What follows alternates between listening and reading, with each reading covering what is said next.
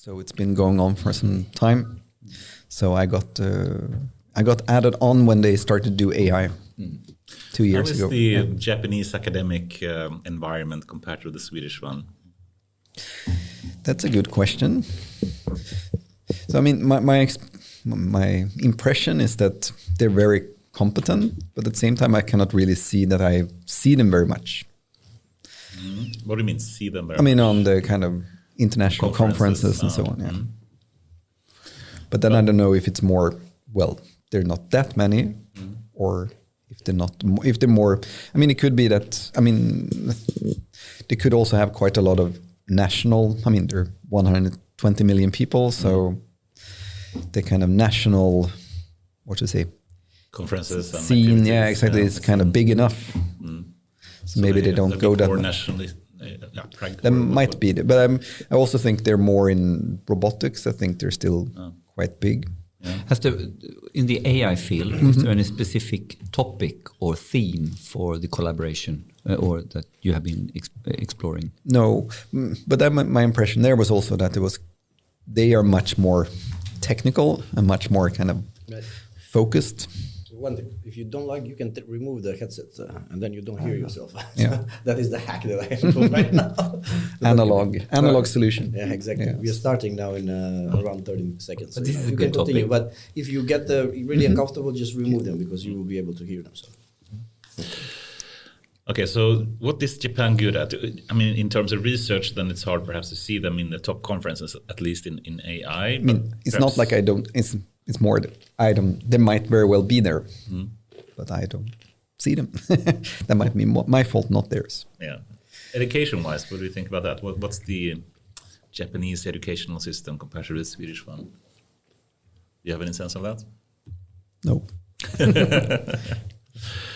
Oh well, I can make up things, but I don't know. Yeah. And now in this, you went over to Japan for a week. Well, what is this week called? So this was Research and Innovation Week for EurAI. And then AI was one part of several different fields collaborating. Exactly. And you went to Brazil as well, right? Yeah, I can guess why, but yes. Please elaborate. What did you do in Brazil? Oh, well, there was also Sweden and Brazil collaboration. So we had, I don't even know what it was called, but the state secretary from the Ministry of Enterprise, Energy, and something else. I forgot all the full name now, but she was there as well. Oh, nice. So it was a big Swedish delegation. And I got this professor chair of Sweden, Brazil in AI and autonomy. I mean, that's a big thing. I saw that. It's just like a couple of weeks old, right? Or a month or something. 2 weeks, yeah. 2 weeks. Or it's like, 2 weeks, yeah. So what's the name? Professor Chair Sweden or something? Or what's the... I think it's, Professor Chair Sweden, Brazil in AI autonomy. And what does that mean? What's that? Which part? What does it mean to have a Professor Chair Sweden? I mean, the whole point is to build collaborations between Sweden and Brazil in the areas of AI and autonomy.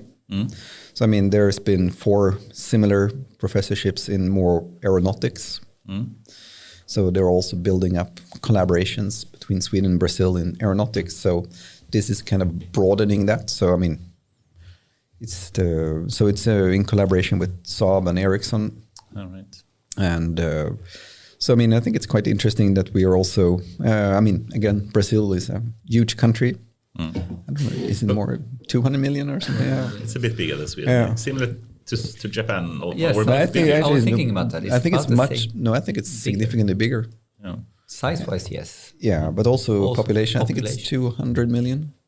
Yeah, I wouldn't guess. And I mean, that's very national. So, I mean, when I visit the universities there, and I mean, it's like mostly, seems to be mostly Brazilian students, but they do have a lot of kind of going abroad as part of their both masters and PhD.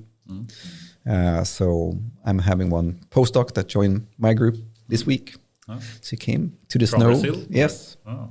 First time seeing the snow then? Yeah, exactly. Yes. Interesting. So he will be here for a year, and I have a PhD student also from Brazil coming. She will be coming in January. And how does it work in practice to find sort of topics and areas of deepening into research or finding what do we want to do papers on, or how do you pick that up? Or is that happening in each faculty and then you share it, or do you have common things? Oh, we want to go deep on transformers, or we want to go deep on something. I don't know. How does it work in practice when you sort of collaborate? I mean, my personal approach is more maybe more serendipitous. See what happens. I don't have a super, this is very specific, I want to do this particular thing, but more you meet people and you see what are they interested in and what are the kind of commonalities. Okay. I also do a lot of collaboration, kind of interdisciplinary collaboration. So I have PhD students in education, geopolitics, consumer trust, more kind of legal aspects of governance of AI, and so on. So then it's more different kind of aspects of AI.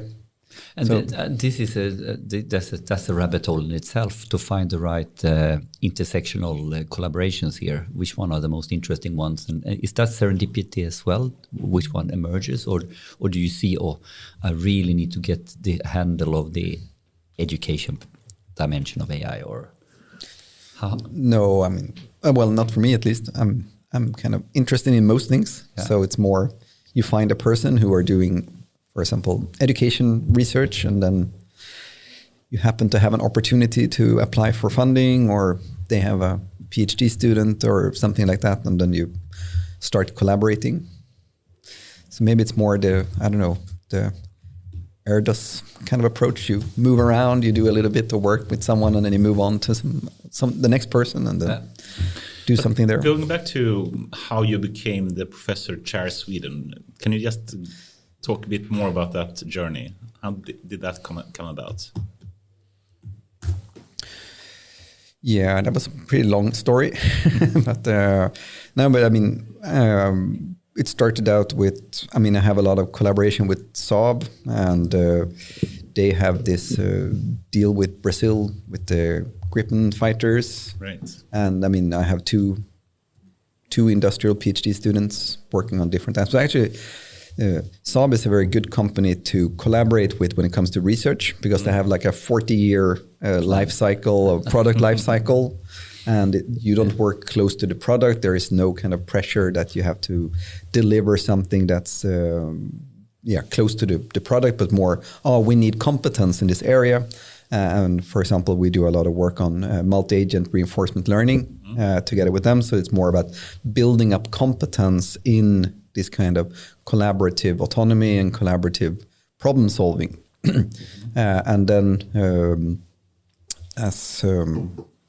And then also Ericsson is involved. So again, they have a lot of activities in Brazil since a long time ago, and they have Ericsson Research Lab in Brazil. And so then the idea was that we connect the kind of research that we're doing here in Sweden, and then building up collaborations on the Brazilian side. But is it like a formal position at some university in Brazil? No, so then that's not a good thing. It's not at a single university, but it's actually part of an organization which is the Center for Sweden-Brazil Innovation.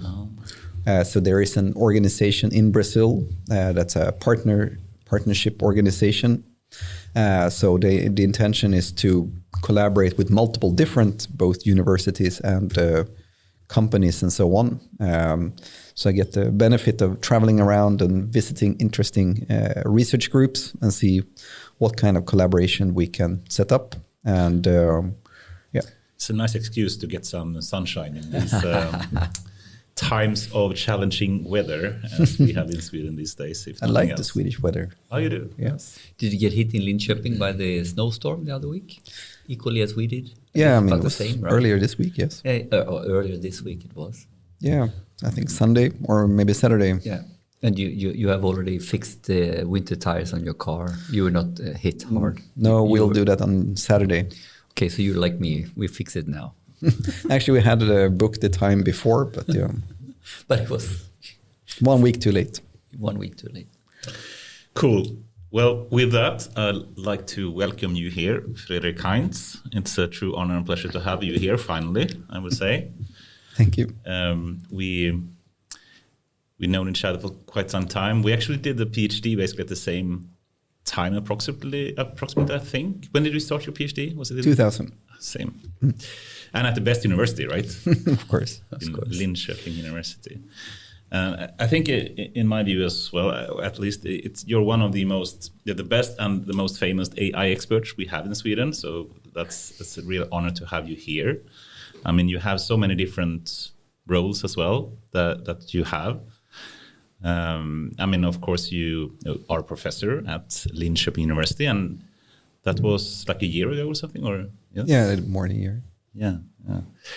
And so many other things. I mean, you're a member of a European high-level expert group. Yes, AI. In AI. I think we will get back to that shortly as well.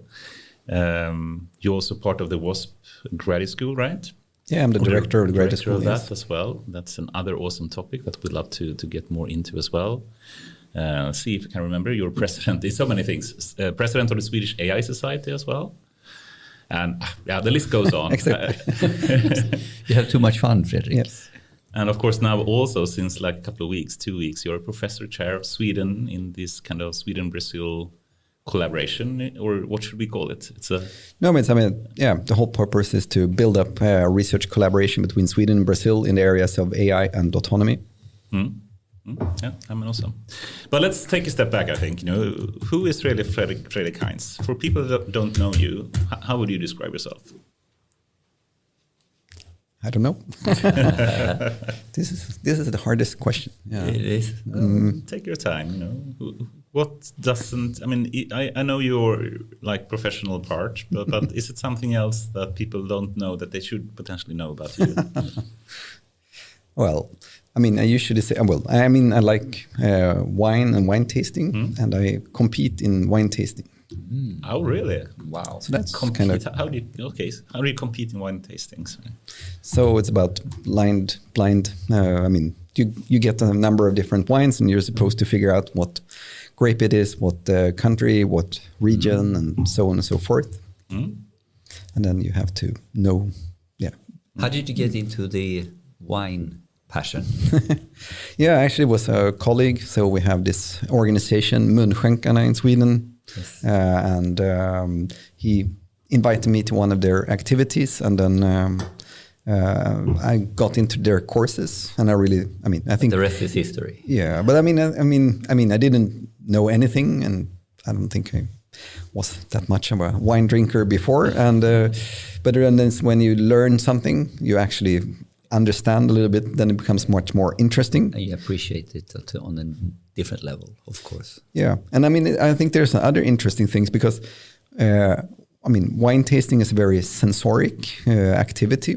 And the really difficult thing is how do you discuss about sensor impressions, which means that in some sense, the purpose of these courses is really to establish a common vocabulary on flavors or smells and tastes and so on. And then you start to be able to put words on this. And then when you're able to put words on these kind of abstract sensoric impressions, then you can start discussing and you can start analyzing. So actually, I think there is some kind of connection to AI-related activities, but building vocabularies and languages, and then being able to use them to discuss and learn more about these things.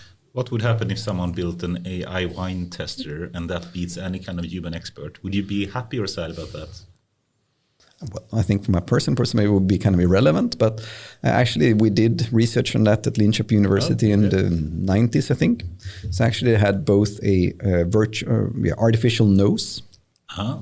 And of course, they were building like an expert system on wines and being able to identify basically based on the purpose was, of course, the goal was to, based on the smell, being able to identify what wine it is. Mm-hmm. Just the smell, not the taste at all. I think that was only smell, yeah.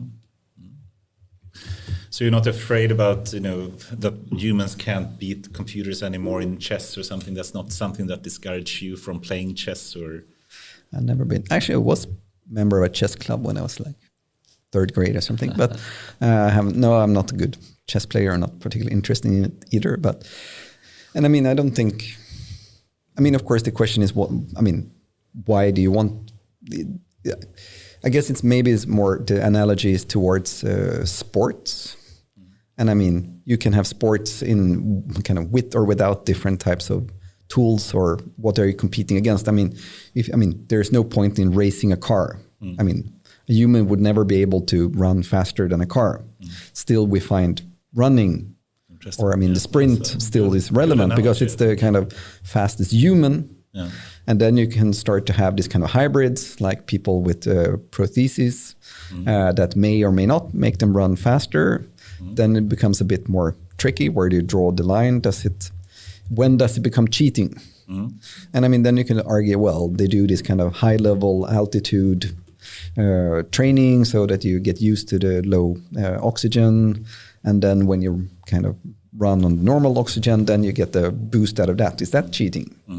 And I mean, actually, I think where do you draw the line between cheating and what kind of within the boundaries is both interesting and blurry. If you think about sports, in 30 years or something, I mean, today we have different classes in sports. It can be boxing and weight classes or whatnot, and gender and who knows. Do you think it will be a time where you have like one class that is like pure human class? This is augmented humans and machine together, pure machine competing against each other.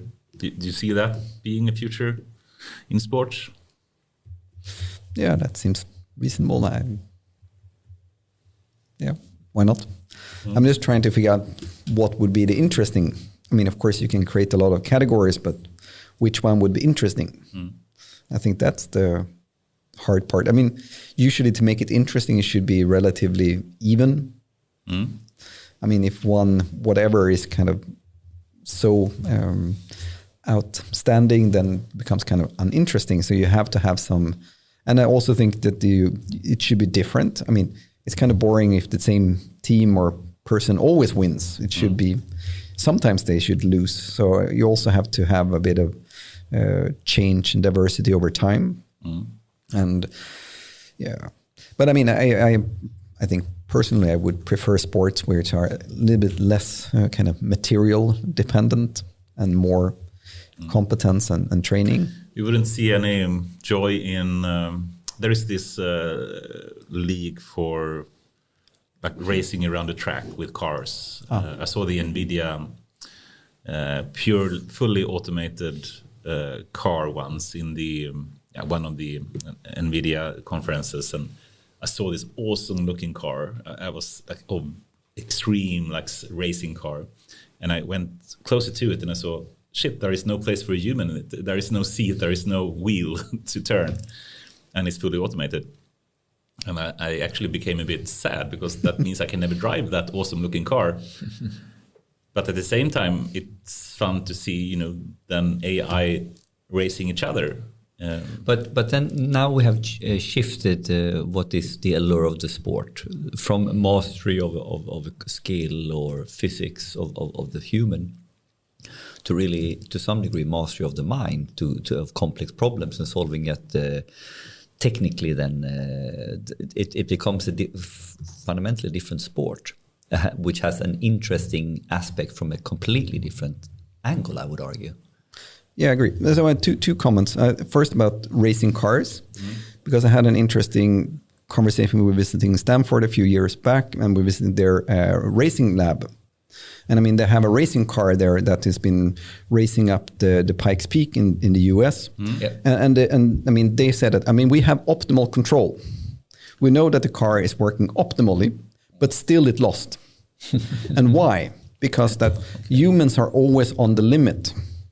So in some sense, they were always testing where do the limits of the surface go? I mean, how much friction do I really have? How fast can I take this curve? And in some sense, they're not driving, they're driving beyond what is they safely guaranteed can do, which means that the autonomous race car, which was driving optimally, but within the boundaries, so it's some kind of still didn't have a chance. So I really think this is, when you want to have optimal performance, which of course you do in sports, it's not about being kind of within the boundaries. It's really about finding out where the boundaries are. And in some sense, in the biggest event, largest extent possible, kind of be beyond them in some sense. And I really think that's something you have to take risks. Actually, I think risk is very interesting. So I have a PhD student who's working on this risk-aware reinforcement learning. Oh. And because, in some sense, in many cases, you have to take risks. There is no way that you can kind of succeed, at least without running the risk of kind of completely failing. Taking this race car example, of course, if you drive too fast in the corner, you might just slide off the track. But if you don't do that, you just drive safely, well, you will finish, but you will not win. So in order to have a chance of winning, you really have to sometimes drive faster than you don't know if it's really safe or not. But can you really call it optimal if you don't also include the risk of crashing? It's optimal within the model that they use. But I think this is interesting because it becomes then a topic that we can build models with less risk or no risk or whatever, or we can have people working within the boundaries of what we know is possible. But what is intriguing is that humans have always seemed to push the boundary of what is possible, or what now you can never run faster than 10 seconds. Actually, we could do 9. And this striving for the next level, of course, when you're at the boundary or above the boundary, to model that is ultimately to model in a certain amount of failure in what you're doing in order to see where the limit is. So you can't do a safe model that is not, if you want to push the boundaries. You need to have a boundary which is, you need to have the risk in there, but it doesn't go. You can't avoid it, of course. So, but it's really interesting thinking because it pushes us further. Definitely, and I think there are many aspects there. But one is of course modeling the uncertainty, and within the uncertainty, you can kind of make a trade-off between some kind of safety and utility. Yep. But that again is a very kind of still I would say kind of safe approach. But I think finding out where the boundaries are, in some sense, it's more about active learning, because you have to. You might know I can drive this speed. I know I can do pretty safely. But what happens if I add 5%? Is it still safe? I don't know. And of course, you might have your tires get warm, and then your friction reduces, and then it's more a model uncertainty that you might not be able to model everything with detail enough to actually, even if you had the full models. Then of course you get into this more epistemic and allegoric uncertainty. What are things that we just doesn't have enough information about, but we could know, and the things that we couldn't even be able to know. There's no way of finding out in some sense, or knowing in advance. Very interesting. How did your interest in tech or AI get started? So, I was very much interested in optimal rational behavior, I think in, middle school or something. Really? Yes. So my goal was to be optimally rational. Oh. How did you find that? What's the angle when you're that young to think like that? Where did you pick that up? Did you read something? Do you remember it? No, not really. It was just the way you were thinking about schooling and your life. Yes, apparently. But yeah. No, and also, actually I think it was kind of interesting because I found it difficult to interact with people because they were so unpredictable and... it's better to interact with computers, right? Yes, exactly. And the funny thing is, then you thought, computers, you can kind of understand how they work. You can know roughly what will happen, and you can kind of control the interaction. But then over time, I kind of came to almost the opposite conclusion. In some sense, I work much more with people than computers these days. And in some sense, computers are as unpredictable, and maybe when the kind of complexity and sophistication of these machines or the computer, the programs and everything else becomes very high, then they also become unpredictable. And interaction with people is much more fun. I must say personally, if there is one field I wish I'd studied, it would be psychology these days. I haven't studied it, but it's an amateur interest of mine at least. And trying to understand the complete irrationality of humans is, I think, a very fascinating topic. Would you agree? But the question is, are we irrational or are we just bounded rational? In the sense that, I mean, from an external viewer perspective, we look irrational, but maybe the decisions we make are perfectly rational given the limited knowledge and information we have and also computation time. So actually, I think something that's very interesting, I think, is this the relation between computational time and making decisions. Because, I mean, in many cases, we focus more on what you know. I mean, it's more, did you know that fact or not that fact? And if you knew something and acted against that, then we think it's kind of strange. But it could also be that it just takes too much time to find out what the right thing to do is. So this is an interesting part. I mean, I would argue, and I think so many people don't speak about the limits of human mind. And I think one is the limited, bounded rationality that we do have, and the lack of our ability to focus, the limited memory abilities that we have, which is extreme, I would say. But if we take, one way to speak about the human mind and their capabilities is the different type of logic you can apply. You can think about deductive logic, inductive, and abductive logic, if you know the three. And just to go through them very quickly, I mean, deductive is basically saying, given I'm a man, all men die, that means that I must die. That's a deductive kind of, complete logical conclusion that you can reach.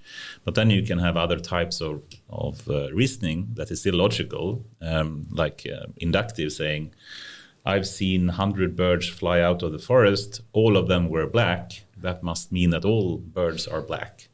It's not deductive, but given all the information I've seen so far, it seems to suggest at least that you have some conclusion that all are black. And then abductive, you can, and please correct me if you have a better definition for it, but it could be saying that I haven't seen any proof that God does not exist, therefore God exists.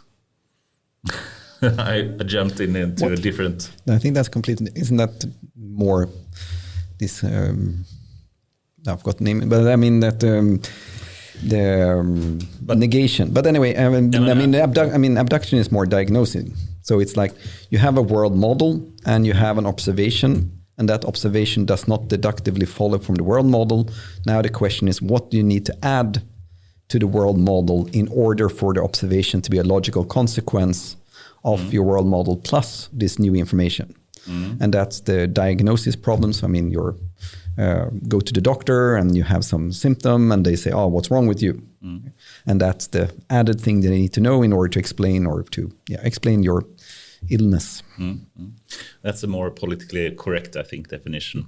My point a bit was, I mean, some people at least define adaptive logic as something that as long as you can't prove it wrong, you believe it to be true in some way. So it's like the opposite of, not opposite of inductive logic, but at least it's something that you may have a strong bias to believe in something and no one has proven me wrong, therefore I can continue to believe in it. But no matter how you define it, some people say that humans conduct 70% of their reasoning in an abductive way. So isn't that more default reasoning? Yeah, could be. I mean, you have a default and then unless you have some, abnormality condition satisfied that violates the default assumption, then you can assume the default. But on the topic of psychology, I read Atomic Habits. Have you heard about this? Yes.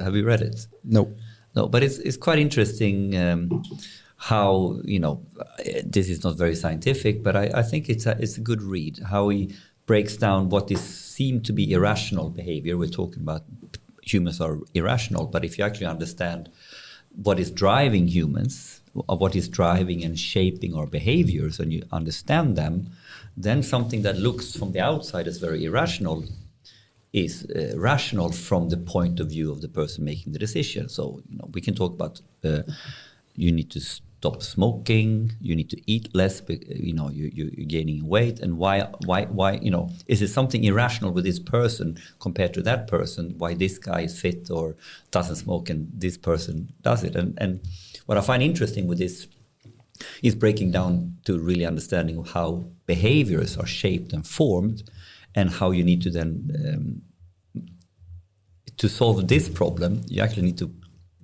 work in another part, how the behavior is shaped. Ergo, we are not irrational. We are completely rational from our internal system of understanding the problem or our behaviors or what is shaping our motivations. So it's way deeper. And for me, psychology is a little bit like understanding what is actually rational from the point of view of the other person. Sometimes if we can dig into the behavior and what has shaped the behavior, it becomes, it's not so irrational. But isn't that also a question of preferences and what we value? Exactly. So, and I mean, you might have, there are different ways of satisfying your preferences. And exactly this. So if I take one example. And abductive reasoning.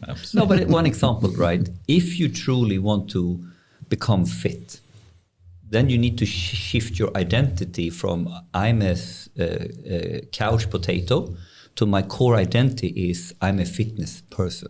So how would I now model myself? And so you need to, if you really want to change behavior, you need to go back to remodel your identity. So you need to go way, way deeper on your preferences in order to get to the actual irrational behavior of eating too much.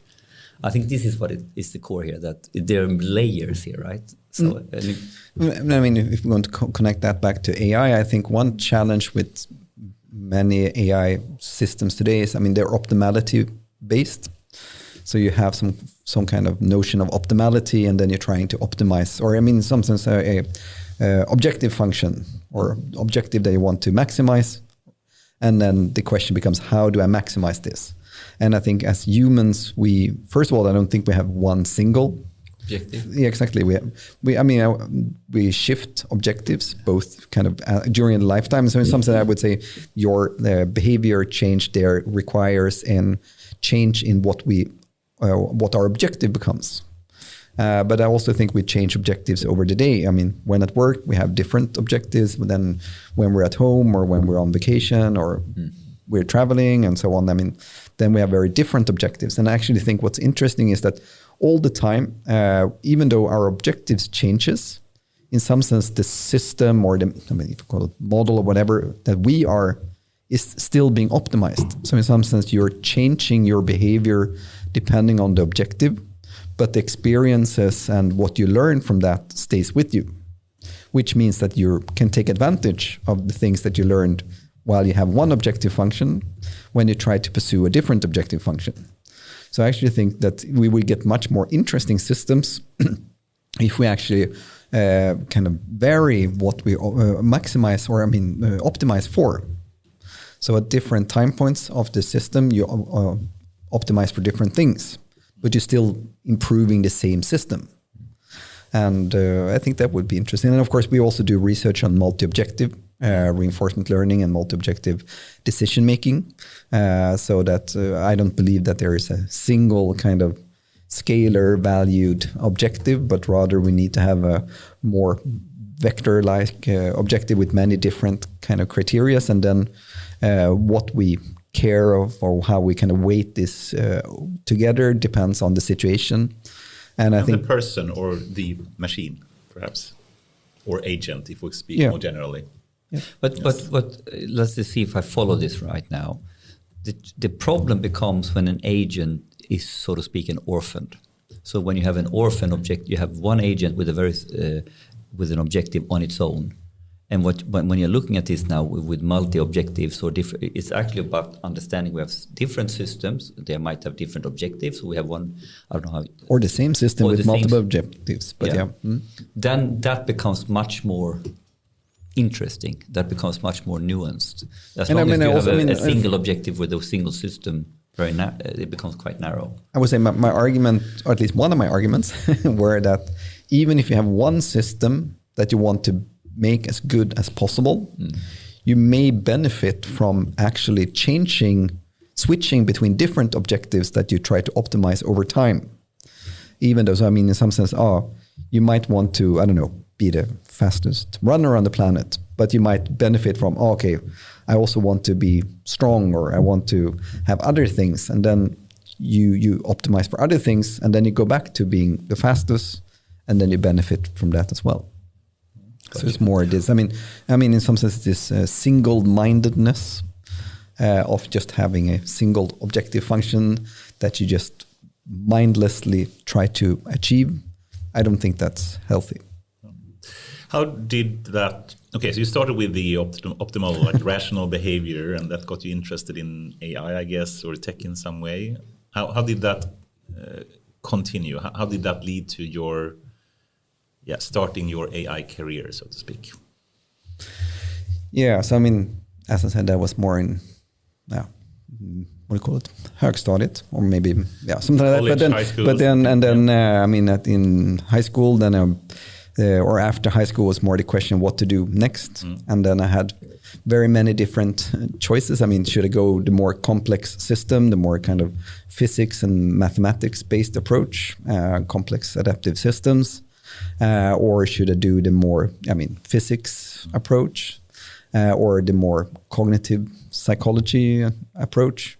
But then I found this computer science program in Linköping and that was kind of perfect because they had like 1/3 math, 1/3 computer science, and 1/3 cognitive psychology, linguistics. And so in some sense I could get most of the things without choosing. So then it was a pretty easy choice. And actually Linköping University is also where AI research started in Sweden. And I mean, we've been doing AI research for more than 50 years. So it was kind of, right? Yeah, exactly. So 70s. Who is the grandfather here? I think you mentioned Erik Sandevall. Yeah, Sandevall. So that was your supervisor. Yes, it was. So in Sweden, yeah, but in the world, there's a lot of other. No, but I was referring to Sandevall. Yes. That I know.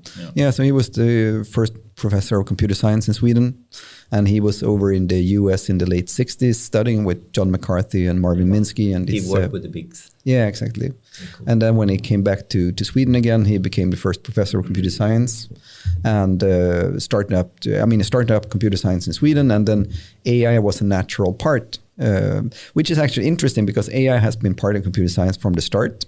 But the kind of downside or kind of side effect of that is that AI has always been part of it, but not maybe something of its own. So it's been a little bit hidden. But maybe interesting angle. What's the pros and cons, or why should AI be part of computer science and why should it not be? I mean, I would say technically it is part of computer science, and it's not a question of whether we want it or not, but because in some sense it's about, actually I think, going back to the foundation of computer science is also interesting because you can argue that, the work of Turing was in some sense the start of computer science. And what did he want? He wanted to use the computer to solve his problems. So he didn't have to do them and do them faster than he could do. And so in some sense, computer science has always been about how do we get the computer to solve problems for us and turning kind of what we as humans do into computations so that we can just compute the answer. And of course, that goes back to Leibniz and let's compute and all of that. But and of course, Turing also wrote this paper, Can a Machine Think, in the 1950s. So actually, I think computer science and AI is very tightly intertwined. So in some sense, I guess the rival would be cybernetics, which then turned into control. So actually, when Wiener, control theory. So when Wiener started out the cybernetics, then at the same time, John McCarthy wanted his own thing. So then he had to come up with something different. And then he came up with AI as a kind of alternative to cybernetics. Should we go there here? I think the name AI is rather controversial, and as you say, there is an interesting history behind it. And let's really take the origin now, because we have so many definitions that are vague and hyped. So let's go back to this when we have the chance to talk about this, where it all starts. I think it's super good. So we have John McCarthy, that also I think coined. I think most people agree that he coined the term in 1956, I believe it was. And And as you said, I think he did it for reasons such as he wanted to find a different name than cybernetics. And then he came up with some term called artificial intelligence. What's your thinking? Is that a good term to call what we today are building in artificial intelligence? Yes. Is Why not? AI a good name? Sure. That was a surprising answer, but okay. Why? I find it. And it's more a question of what is the definition. I think the term I'm perfectly fine with. And I would also be perfectly fine with the kind of overall objective. Yes, we want to. So, the way I see artificial intelligence is really, how can we understand this abstract concept of intelligence well enough so that we can implement it into computers? So in some sense, it's about understanding the abstract concept well enough to be able to build engineering solutions which have the same kind of functionality or the capabilities. And the analogy I often use is to if you want to build flying machines, you can study birds and try to build a robot with flapping wings. It works, but it's very inefficient and difficult. Or you can study birds and learn about aerodynamics, and then you build airplanes, which of course can fly much higher, faster, more weight and more load and so on and so forth. And that's the same thing here. We study human and other types of intelligences, and then we understand what this abstract concept is, and then we build engineering solutions based on that. So, okay, just to destruct a bit or try to understand the different terms here. Intelligence, I think, is rather okay in some way, but artificial, then you can reason about in a number of ways, if that's good or not. I guess it implies some kind of synthetic kind of intelligence, or how would you interpret the term artificial in this sense? Man-made. Man-made, synthetic, yeah. But okay. So I guess the opposite would be some, biological or natural intelligence. Yes.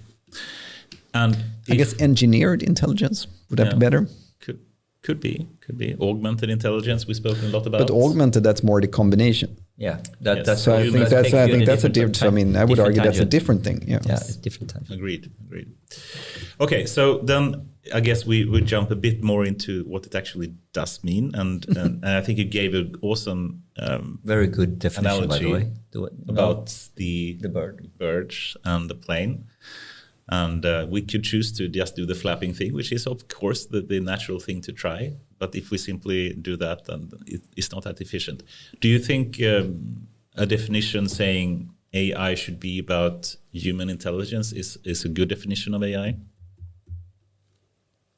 I don't understand. Okay, let me elaborate. Then we say, you mean that they are the same?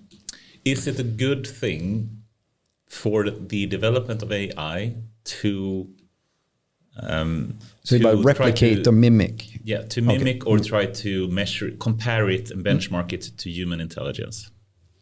So benchmarking or comparing it to, I think, that's what we expect. In some sense, want to be at least as good. It's interesting at least to do that. When it comes to mimicking, I think there is more a question. Again, the analogy, of course, showed that, yes, you can do it, but might not be the best way of doing it. And of course, this, we don't, the only intelligences we are aware of is our own. So of course, copying that would still be an achievement and something worthwhile to do, but it might not be the end goal.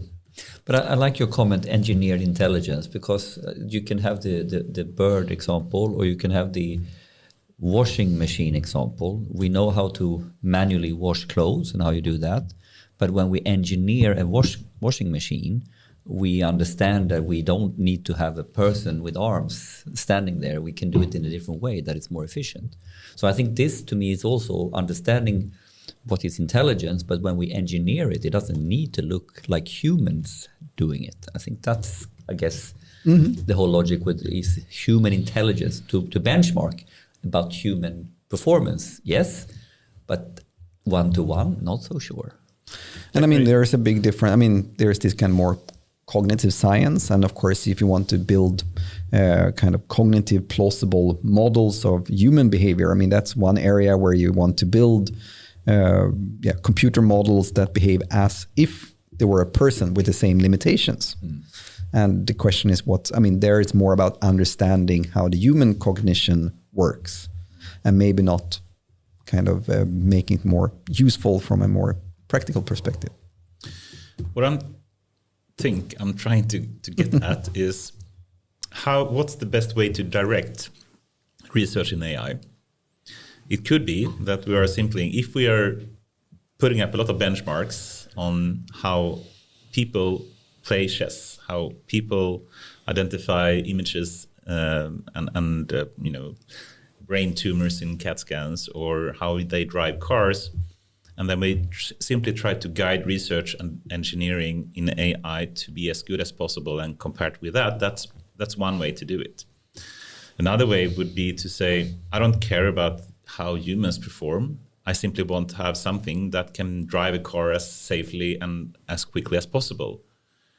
And that could potentially lead to another development that is different from humans. Do you see what I mean? Would you have a preference between the two? Do you think there is... Okay, if I say it like this, is there a danger in comparing AIs to human performance if we guide the research in that direction?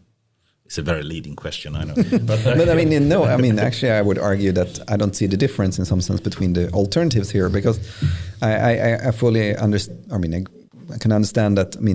How we describe what the end goal is will affect how we solve the problem. Yes. And that goes back to the washing machine example. Yes, exactly. But there I would say it's more about when we anthropomorphize too much. And when we build a robot, and then we build a robot with 2 arms and 2 legs, and then now let's build this robot to do the washing, then it may do it as people did it. And the question is that the best way of doing it? And actually, the washing machine probably is much better. The washing machine is a robot. Well, I agree with that. So then it's more about our conception, or exactly. They're kind of more. Maybe it's more about implicit implicit limitations we put on, and maybe it's also our imagination. So, but I do think it's good to have the more objectives we want to achieve, yes. And then not limit that much to how we achieve these objectives. And benchmarks, depending on the benchmarks, they can be either supporting or preventing that. Sometimes they're too kind of detailed, or they have a lot of implicit structure in them. Sometimes they're very open, and then you can solve it in many different ways.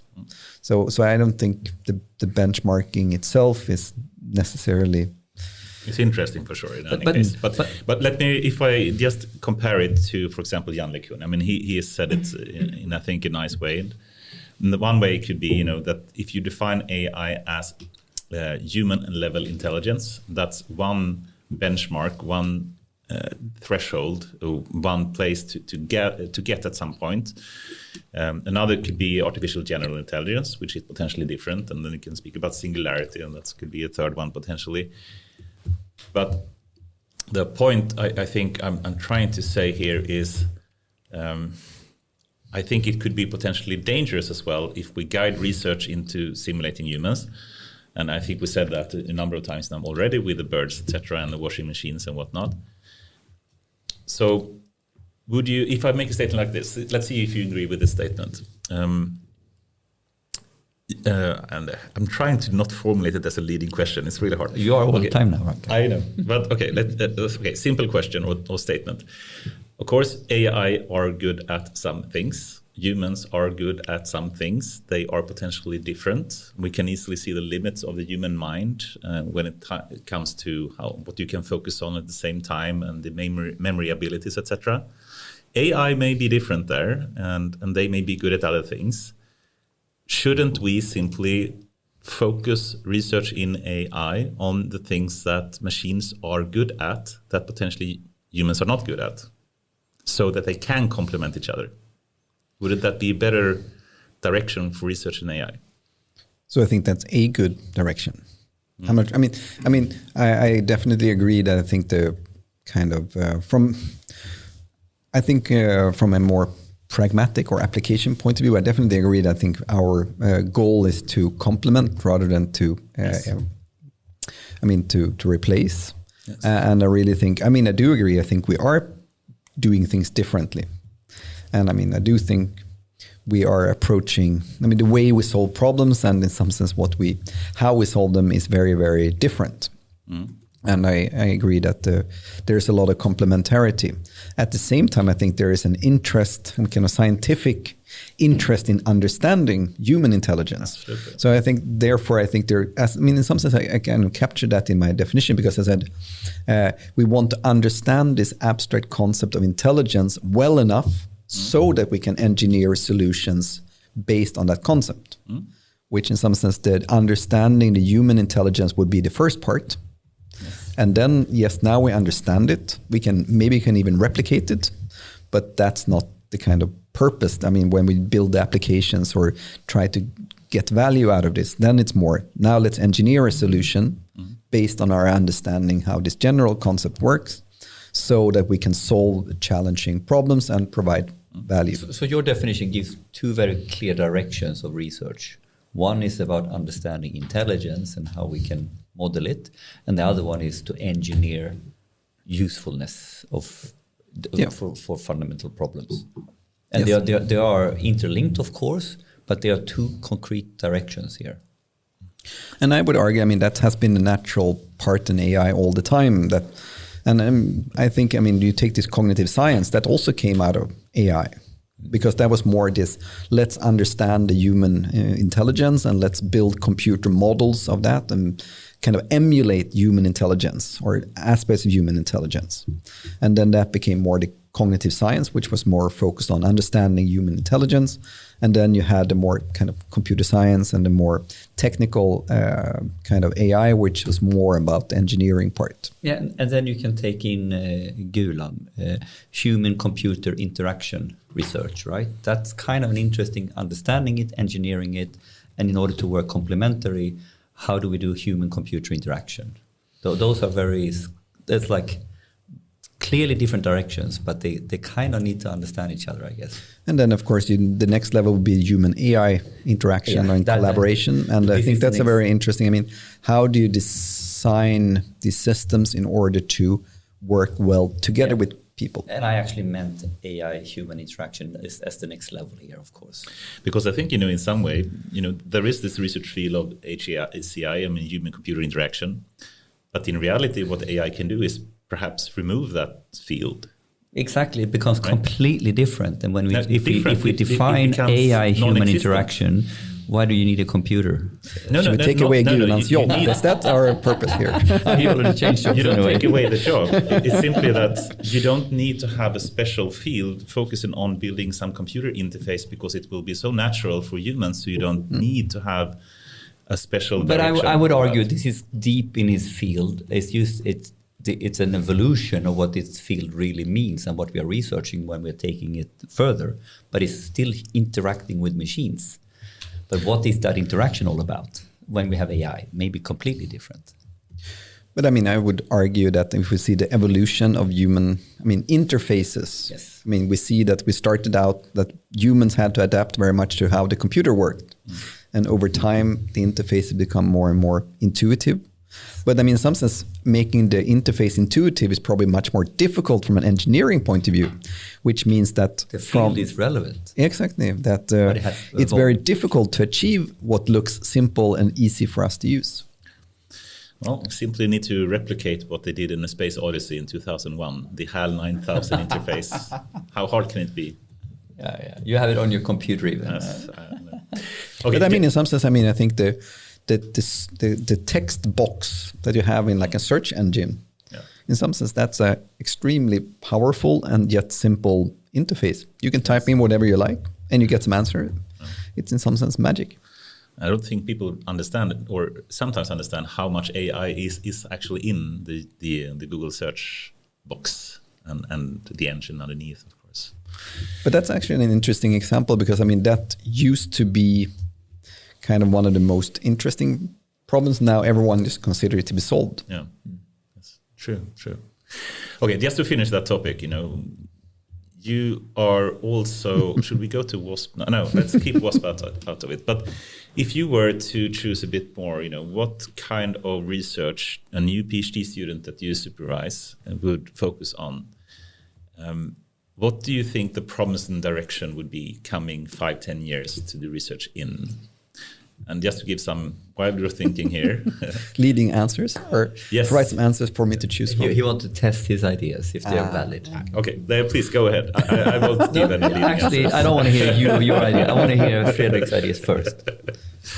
No, but I mean, I think some of the very interesting directions today is, of course, this what we call kind of hybrid AI. I mean, this, how can we combine the more data-driven machine learning approaches with more knowledge-based, reasoning-based approaches? So in some sense, this kind of, more traditional AI with the more machine learning-based AI. I think that's one of the really interesting areas. And of course, there is this big debate about will neural networks under this kind of learning-based approach be sufficient? Will that be enough? What's or your do you answer need to to, I believe that you need to combine it with other things. And And what is the ultimate utility? What are we trying to achieve here with a hybrid model? We think we get better accuracy or better usefulness? Both. I mean, in some sense, it's about being able to solve more complex problems. And I think, actually, learning is quite interesting in the sense that, in some sense, they can only learn what they have seen. While if you take logic, for example, it's all about deducing facts about things that you haven't seen. Actually, the power is really to be able to reason about things that you never have seen and never will be able to see. Take a unicorn, for example. Of course, you can draw a unicorn, so in some sense you can see it, but otherwise it's completely a construct. And you can logically construct it and logically reason about how would such an entity work and how would it react to different things, and even though it does not exist. So in some sense you cannot observe it. So you cannot learn about it just through observation. You need something else. You need to have this model, and then you need to kind of manipulate this model. Oh, we have the model of a horse, for example, and then we have models or horns, and then we can combine those things into something new, and then we can reason about that. So I really think it's extremely powerful, and it's also, actually I think it's about, maybe you can call it long distance transfer learning. And in some sense, that one of the challenges, of course, is that we learned something in one context, and now we need to change the context. And today, that's, you can see that as a form of transfer learning. And today, the kind of transfer learning is only relatively small steps. And I think by adding these models and extracting this more generic knowledge from these models, and then it improves our capability to take much larger leaps and being able to transfer what we learn in one context to a completely different context, or even create a new context that didn't exist before. So I do think there's a lot of value in that. And if we just challenge a bit, just what you said before, machine learning versus, if you call it rule-based, or if we call it... I don't think it's versus, it's more a question of how you combine them. Yes, okay. I think they're different things, and they're doing different things, and then you can leverage the advantages of both. And I think, there isn't this, I would argue that it's not a single system, that is not a hybrid system already today, but because there's always logic to any kind of system you build on top of it. And the model, even if it's a neural network, is a small component of it. Anyway, if I were to challenge that statement a bit and say that, let's say the rule now is only defined manually. So some human programmer defines the rules. And then we have the other approach, let's call it machine learning in general, just data-driven rule generation, if you call it that. So then the question becomes, what's the purpose of data-driven rule generation versus human-driven rule generation? You see what I mean? So the question is, why are they different? Aren't most data, if not all data, human-generated? So isn't it more a question of what kind of how that data looks like. So in some sense, you can consider, I mean, the rules would just be another form of data source. I mean, that you constructed somehow. I mean, if you read a book, if you take a textbook, of course, it will contain a lot of rules. So if the computer is able to learn by reading the textbook, of course, it will pick up those rules. So I agree. And of course, if you have an AI system that interacts on social networks or whatnot with other humans, it's human driven with the data that the human creates. And indirectly, that becomes data driven. But if we still keep it to the very specific definition saying that someone defines a rule as a human, and that is hard-coded, it can't change with data. So a third definition here. Data-driven. So as the system gets new data, it will change the rules. Versus the other thing, unless a human changes the rules, it will stay fixed. If we call it that. But do you see a point of having non-data driven rule generation? I'm not sure I follow, but I mean, I think I would switch and say that I think what's interesting is, I mean, one of the kind of properties of this more, say, reasoning-based approach is you get some form of guarantees. So if you have it purely data-driven, then you're dependent on whatever information it may get or not get. So in some sense, it's very difficult to predict how the system will work or when it will work and how it will work. So I really think what we need are some form of guarantees. And I mean, if you go back to this engineering, I mean, in some sense, usually when people say, oh, it's been engineered, it means that you know it will, under certain circumstances, actually work. And I mean, we know the bridge will manage this amount of weight and it will last this long and so on. We know some things about the bridge. And I really think that's what we're missing from at least the machine learning part. It's that it's very difficult to predict what, I mean, if I want to reach a certain accuracy, how much data do I need? Okay, I got this accuracy now. What do I need to add in order to achieve this accuracy? And under what circumstances will it work, and under what circumstances will it not work, and so on. So I think it's very much about having more, being able to formally analyze and prove properties, or at least have some form of formal understanding of the system. And that's what we want to achieve rather than having fixed rules. And I mean, in some sense, I think that's one of the weaknesses, of course. I mean, and in some sense, this, kind of crisp Boolean boundaries, of course, that's extremely challenging. Yes. But then you can argue, so I mean, I think that's one of the weaknesses of these, but that's more on the kind of symbolic and logical representation point of view. But if you take the other perspective of the more data-driven, I mean, for example, taking this of you learn to predict how a movie sequence will continue. And I mean, in a movie you have objects. And I mean, if you're holding a glass or something, you need to do something with it. I mean, it's not like it's going to. I mean, it's kind of a something that will either you will put it down, you will throw it away, or I mean, you cannot just blur it, because I mean, usually this kind of this averaging out things. Discrete object in some way, you need to reason about in some way. And I think this discreteness is what's one of the things that are missing there. I think I'll add that to the list in a more societal kind of end of topic kind of things, because I love to get more into depth about the thinking about symbolic AI and what that really is, and But okay, so that last point. So I think, well, I mean, there was one thing, and I think a second thing is really how do we go from today's mostly correlation-based method to more causality-based methods? Right.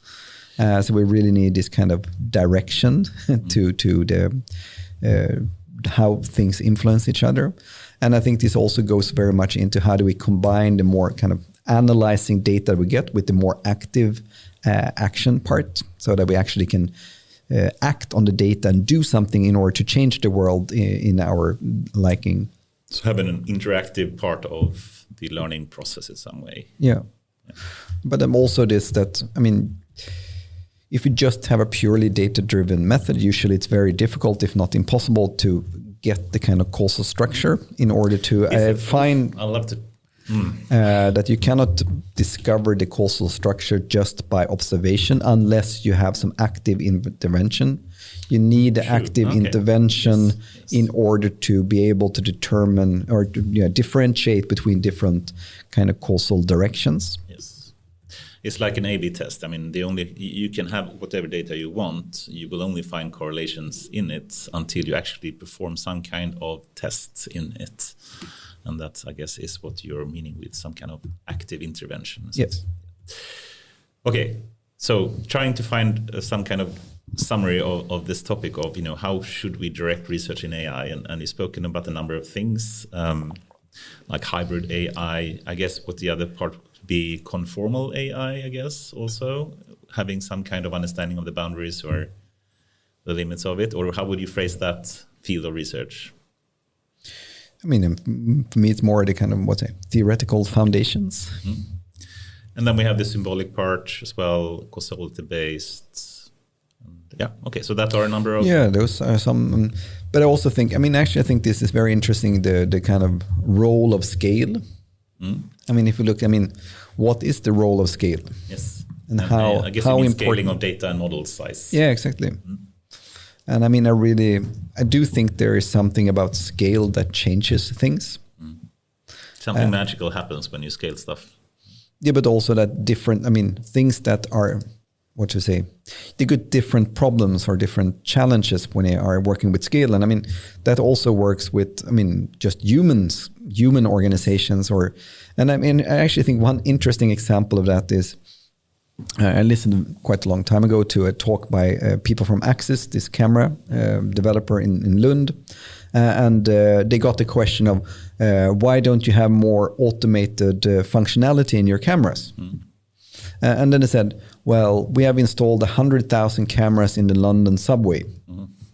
If we, and then it was like, if we're going to have this automatic detection of people on the tracks, even if we have like 99.99% accuracy, it still would generate 1,000 errors, false alarms, if say every hour or something. Yeah. So just if you have 100,000 cameras, the kind of accuracy you need to be able to use an automated system is just insane. But the alternative to do it manually is even worse, yes. Right? Yeah. But that's a good point. But it's also that it's so the question then becomes: is it easier to detect manually the kind of positive cases or detect the false negatives? Mm. But yes, I agree with you that probably this would be a part of the solution. That yes, probably easier to look at those 1,000 sequences rather than to look at 100,000 sequences. Exactly. Awesome.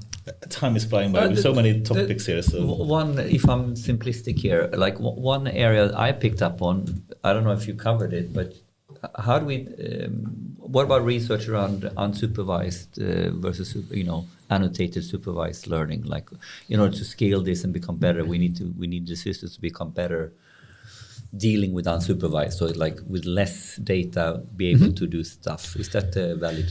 No, but that definitely. Actually. You mentioned WASP, and actually one of the areas we pointed out there was this: how do we kind of reduce the need for data? So in some sense, increasing the data efficiency. And then, of course, today, is there a lot of interest in this semi-supervised learning, and I think these diffusion models and so on are very interesting, where you basically generate your own training data. That you start with something that you know what it is, and then you add noise, and then you get something that's less and less recognizable, and then you learn how to reverse this process. Mm. So in some sense, you're messing things up, and then learn how to fix it, and then through that process, you learn how to recognize things and kind of from a more messy. It's another synthetic data method, right? Mm. In some sense. So I do think. We also have these autoencoders and so on, which I think is also very interesting. That so in some sense, how can we? It doesn't matter what the input is. We just know that the input and output should be same. We have absolutely no clue what it is. But then I think what's missing there is really the correlation with the external world.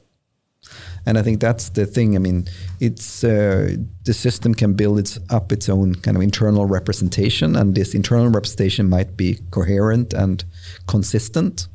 But if you cannot communicate with the outside world, if you're just making up your own words, I mean, your language might be completely kind of grammatically correct and coherent and everything, but no one else understands it. So you need to build bridges between your internal representation and the external world. So in some sense, the external world is what we share.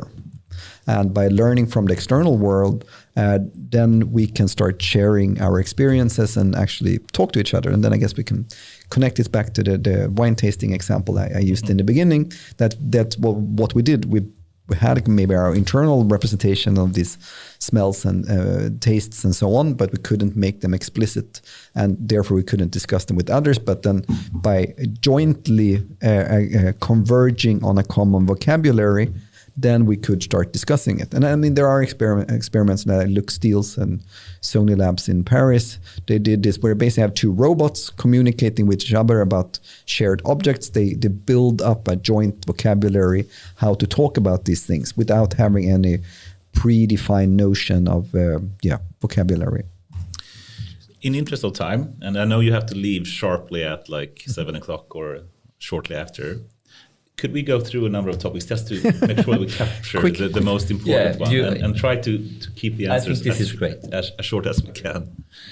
And that's yes. a lot of things. No. I mean, you have such an interesting background. And just to... I was thinking we can make like a short clips of 12 minutes, so somebody measures the time. So 12. Right. I think 12 minutes is too long, but we will get into the speed dating part here, or speed questioning. Okay. I will keep the time on 10 minutes max. Let's go for, should we take H-leg or WASP? Should we do WASP, Fred? How did your interest and contribution to WASP start? And perhaps you can start with WASP. What is WASP? Maybe that's a good start, yeah. So WASP is the Wallenberg AI Autonomous Systems and Software Program, which is Sweden's largest research program. And it's mostly funded by the Wallenberg Foundations, but also with significant co-funding, both from the universities and from companies. And the overall objective of WASP is really to do the basic research now in order for Swedish industry to be competitive in the future. So the kind of starting point is really this, that there's a lot of things happening in the world. Swedish industry really need the competence and knowledge in order to stay, because I mean, we're a very export dependent country. And of course, that means that we're very dependent on being competitive on a global scale. So that was the starting point. And I have been involved in the program actually since writing the applications. I was part of writing the application. The initial ones? Yeah, exactly. What year was that? 2016, 15, 16. This is behind the scenes before it was formed. Yes, I think we started fall 2015, and then it was submitted like early 2016. And I think the decision was in May 2016. And then we started in September 2016, getting started. So I was responsible for writing the chapter about, or the part about the graduate school. Yep. And then it was kind of natural that I got the offer to be the director of the graduate school. So we built it up from the start and with other people, of course. And I mean, today we have 360 PhD students in the program. Mm-hmm. So the overall goal, the kind of numeric goals, is that we should educate at least 600 PhDs in the areas of AI, autonomous systems, and software. Yeah.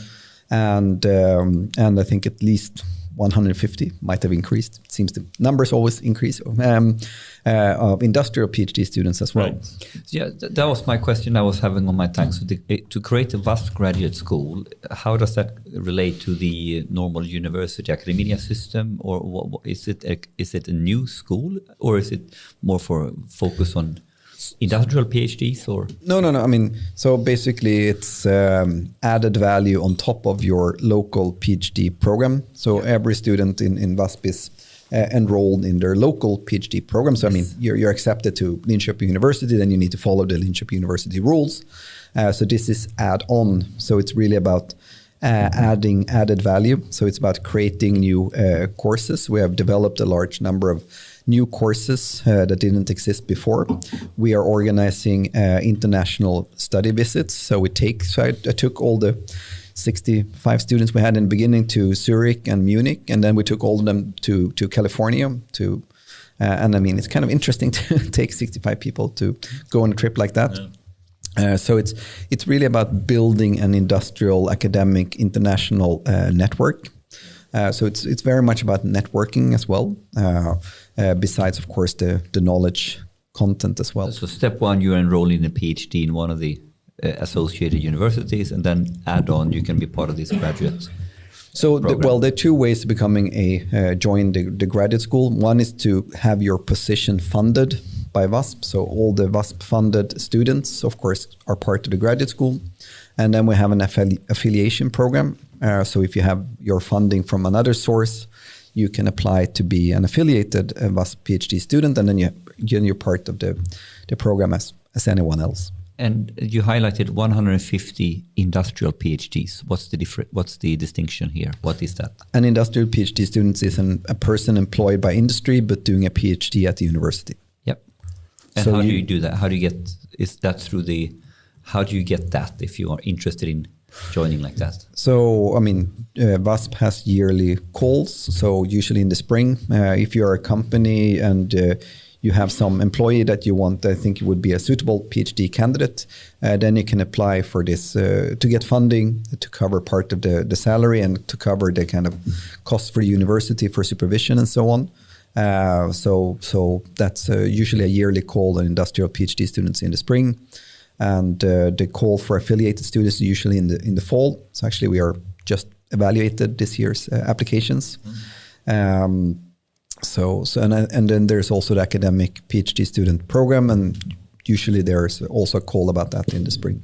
Okay. And it's a really great, or one of the best way, I would argue, for PhD students to actually, and also for industries to get money for it, because you cover quite a lot of the expenses and you don't have to pay as much as you would for other type of industrial PhD programs, at least. So it's a really good, I think, or the best and the biggest, so to speak, of the graduate school programs in Sweden, at least, right? Yes. Saying very non-biased way, right? No, but I truly, I mean... But I think if you look at numbers, so I think there's nothing close. Yeah. I mean, the total funding is, what is it? 5? Is it maybe 6 billion now? 5.5 or something. Yeah, exactly. I mean, it's growing all the time. So, I mean, there's at least 5 billion Swedish kroners in this program, and it's also 15-year program. So I think, I mean, I really think what's the kind of unique part here is really, again, it's scale and it's volume, both in the kind of numbers. I mean, we normally have about 40 to 60 students every year. And also that it's going on for at least, it started out to being a 10-year, now it's been extended to 15-year program. So it's also really about long term. And I think here is a challenge with many of the other kind of funding sources is that either it's not enough, I mean, it's relatively small grants, but more problematically is usually short-term grants. And I really think knowing that, yes, there will be a call next year and so on, that really makes a big difference. And trying to keep the answers short here, perhaps we can jump to at least a related topic. Why should someone consider taking a PhD, potentially from WASP? What's your answer to that?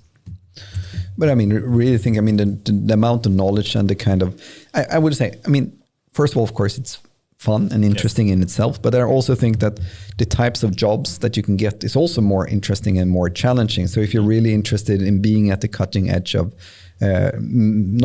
not only, I mean, it's not today's technology, but actually tomorrow's technology. And if you want to develop the technology of tomorrow, I think that is extremely valuable. And it's also the case if you want to have an international career, having a PhD is a huge advantage.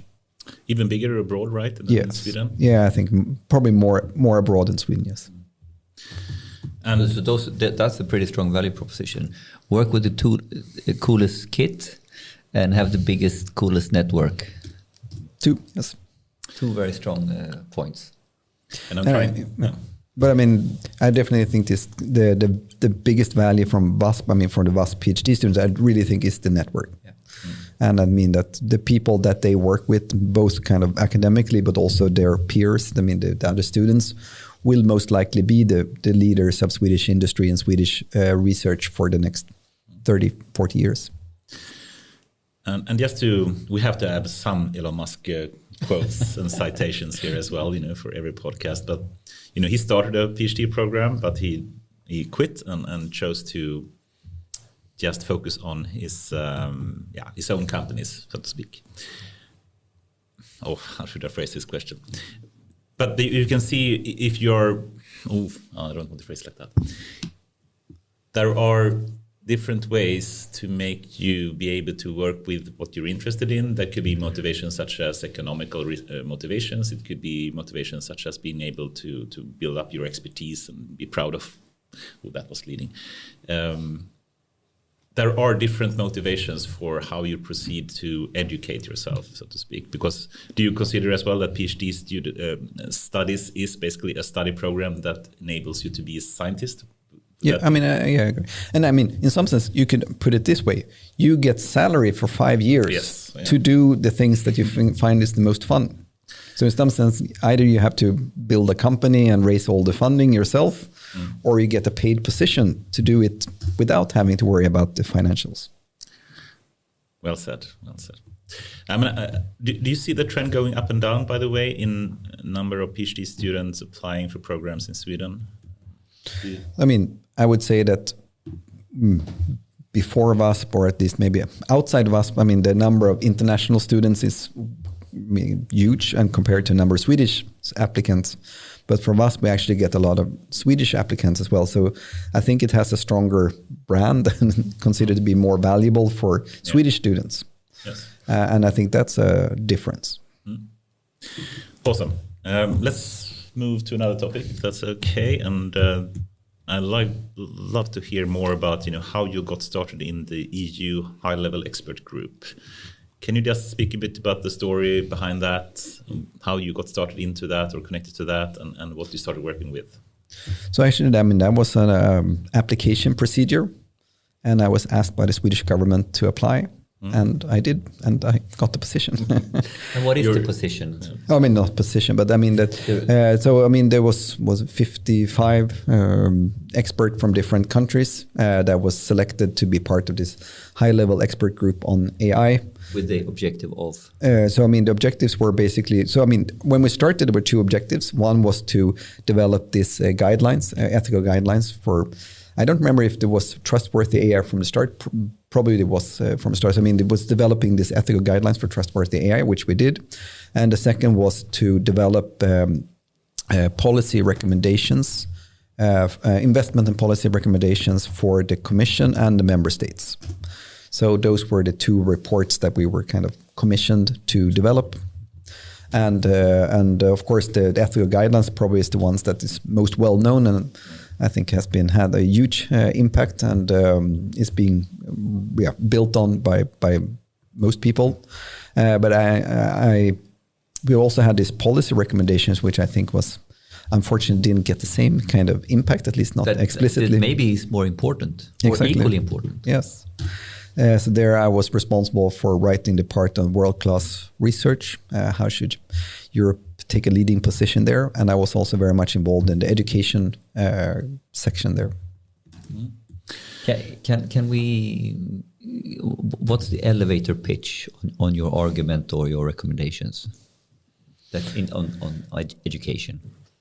I mean, well, education, I mean, actually I think education is interesting in the sense that what we see is that the amount of knowledge grows exponentially and our education system is fixed length, which of course is a very bad combination, which means that our education systems cover less and less of all the knowledge that exists. And it also means that we need to learn significantly much more after we finish our kind of formal education as we do during our education. So this kind of old kind of view that, yes, you do your education and then you're kind of done with that and now you work.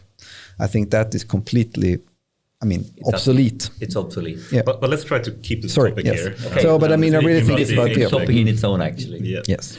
So the H leg, so to speak. Yes. Can you just speak a bit about how was that working in EU like this, and actually developing the ethical guidelines is an interesting topic in itself. Can you just speak about how did it work? What do you actually do? How do you collaborate? How do you come up with some kind of consensus on what the guidelines should be? Put it this way, I now have a much bigger understanding of how things in the UN and so on works. But no, but it's kind of interesting in the sense that, it was very intensive work. So actually, most of the work was done in actually less than a year. Mm.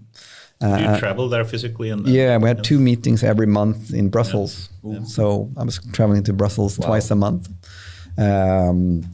And it was basically that during the meetings, this was about actually reaching this kind of consensus and then assigning kind of writing tasks in between. And then in between these 2 weeks, you had to do the writing. And then there was a new draft that you discussed the next time. And basically it started out more kind of dividing it into different sections. But relatively soon, everyone realized that this is not a document which you can kind of break down into section and write each section independently. You really need to consider it as a uniform. And then it kind of became, you start at page 1, now let's discuss. So as soon you just go through the text, and whenever someone has an objection, they raise their hand and then they discuss, and then you iterate over the document. Iterative process over the whole document. Yes, more or less. Did you have some specific role of that process? Did you have some specific expertise area, so to speak, that you focused on? I think it was an interesting mix of people, and I was more in the kind of technical expert kind of background. It's a very diverse group. These 55 people, very diverse. Yes. Maybe that's a good thing. And actually, I think that was, in some sense, I think that's a challenge in the sense that it was very clear that people had a very different kind of prototypical example in mind when they talk about this. Exactly. And I think, if you came from a big industry, of course, all you think about, here are my machines or my products and how they share data and so on. And that's a completely different compared to those that kind of maybe had a less technical background and thought, it's kind of more Facebook or Twitter and so on, and those kind of consumer products and interacting with people and so on. So I think that was the lack of a shared We're getting back to the wine tasting problem. Yes, exactly. Yeah. It's actually quite interesting how important a common vocabulary becomes when reasoning around stuff like this. And that obviously then is a huge challenge when you have a very diverse group. And you want the diverse group to have all the different perspectives, of course, but then you need a shaping time of the semantics of this group. I don't know. It just feels really difficult before that happens. And I think the most difficult part was to try to agree on a definition of AI. I was coming to that. And that I think in the end, we just gave up. I think actually we wrote a large document, but I think actually did come up with a surprisingly good definition in that time. And I'm having as the next topic the AI Act, so I would love to hear your comments about their definition as well. But can you just speak a bit about the work to come up with a definition? I guess you were part of that to a large extent as well, or how did you go about getting to the definition? It's quite interesting. Yeah, well, that was complicated. Blood, sweat, and tears. Yeah, but I think that's when you really becomes very explicit that people have different perspectives, because of course everyone could come up with their own definition from their perspective. But how do you merge these? And in some sense, what happened was to add and this and that or that and that and then diluted, and then it becomes extremely complicated. So I think the challenge is how do you make it both kind of concise and still meaningful. Do you remember the definition from the guidelines? I can look it up if you don't remember it. I do think it's artificial intelligence refers to systems that exhibit intelligent behavior by analyzing the environment and acting with some degree of autonomy based on designs or the kind of goals given by the designer. Yeah, I like that. And if we could. I actually think it's not too bad. No, I mean, I think it's pretty good. I mean, that was the starting point, and then, as I said, we had this document which is many more words. And sorry for jumping quickly here, but the time, I know you have a time limit, so I'd like to cover some of the more interesting topics here as well. And one of them, which is really interesting, I think, is the upcoming EU AI Act. And have you been involved with that, by the way? I guess you have in a number of ways. Or? Yeah, I mean, yes, some ways, yes. Would you give? How should we start this topic? Let's start like this. Do you think? Why is there a need for a specific legislation on AI compared to having legislations that we already have? That's a very good question, and in some sense, I'm not sure whether that has really been adequately addressed. And actually, that was one of the things that we in the high-level group asked for. Is there a legal analysis of what the kind of gaps or the kind of missing legislation is? And as far as I know, I have never seen such. Because, of course, it's not the case that there is no legislation. I mean, all existing legislation still applies. Yes, Exactly. So the question is, of course, what is the kind of specific nature of these systems which makes them relevant for this kind of legislation? And I would say the main argument for it is probably the impact. And since the AI Act is taking this risk-based approach that if you have systems or applications which has a high potential impact, then of course the regulation should be equally tough on it. Severe or exactly. I failed to find the word, but and I mean, in some sense, I think that's a reasonable approach. That, of course, yes, we want. In some sense, with great power comes great responsibility. So I mean, Spider-Man. that's very much aligned with that. Speaking about the risk-based approach, so basically it means that if there is low risk, it's basically no regulation, or if there is high risk or even unacceptable risk, it's even forbidden in some way. Any thoughts about taking that approach? Do you think it's good or bad? So I mean, I think the intention is good. I think the practical part will be very difficult. So my prediction there, and I think that's also in our official answer in response to this, was that, or is that I think most applications will be considered high risk. And I think there is a lot of kind of incentives from if you take the developer perspective, since you as a developer don't know exactly where your customers will use the software. I mean, you can take something harmless. I mean, I don't know, you have a scheduling software that you do for scheduling machines or something. And then suddenly someone uses this to schedule, I don't know, operations in a hospital or something. And now, did it become high risk now? It's not clear, I mean, whether that's considered high risk or not, but it's more in the healthcare, and of course, healthcare is more sensitive. So I think from a developer point of view, you probably cannot really afford to take the risk of assuming that will be just low risk, and then it might turn out to be high risk. So I think from a developer point of view, you will prefer to see it high risk. And then, of course, for the consumer perspective, it's the same thing. You might not be sure. We're not completely sure, so let's be on the safe side. So let's just assume that it's high risk, and then we're on the safe side. So this kind of expectation from the Commission that we have this kind of pyramid where there will be really, really few unacceptable risks and like a small number of high risks, and then most applications will be low risk. I don't. Play out like I think it might not even be the opposite. Yeah. So that's something I think it's the consequence. But the problem, the real issue, I think we learned a little bit from GDPR, is to go from intention to execution, right? And how in practice will we approach this as companies?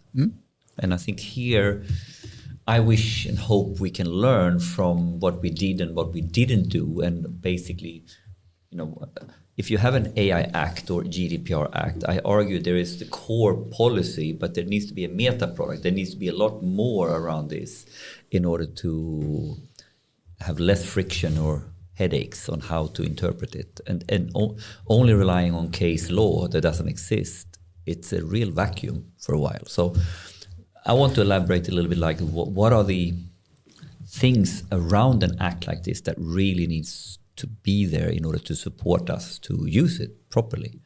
I think this is a hard question. And I mean, I think this is a very valid question. And again, that's one of the things that has been, I mean, I among others have raised, and that is the purpose of the legislation is to increase the legal certainty. I mean, again, that's one of the purposes, that the intention is that companies should know that in some sense, yeah, this is the legislation. You cannot, I mean, you don't have to expect that there will be something completely different 5 years from now. So you know what will be the case. It's there to give clarity. Yes. That's the objective, right? But then I think you have this issue that, first of all, you have the member states that are supposed to implement this. And we know that different member states implement it differently. And then secondly, you have that, yes, now there is overruling, and then it goes to European court. And of course, that takes a lot of time. So in some sense, the question is how certain is this legal landscape before everything has been through the courts a number of times. So actually, I've used this comparison to the kind of quantum state. So you have this quantum state of the law. So the law is in all possible states until it collapses when the courts have actually decided at some point. Oh, I'm going to steal this. Yeah, the quantum mechanics of EU law. Or of the AI Act. It should be another. But it's not about only AI Act. It's generic about the way the law works. The way the law works Yes. is quantum mechanics. Yes.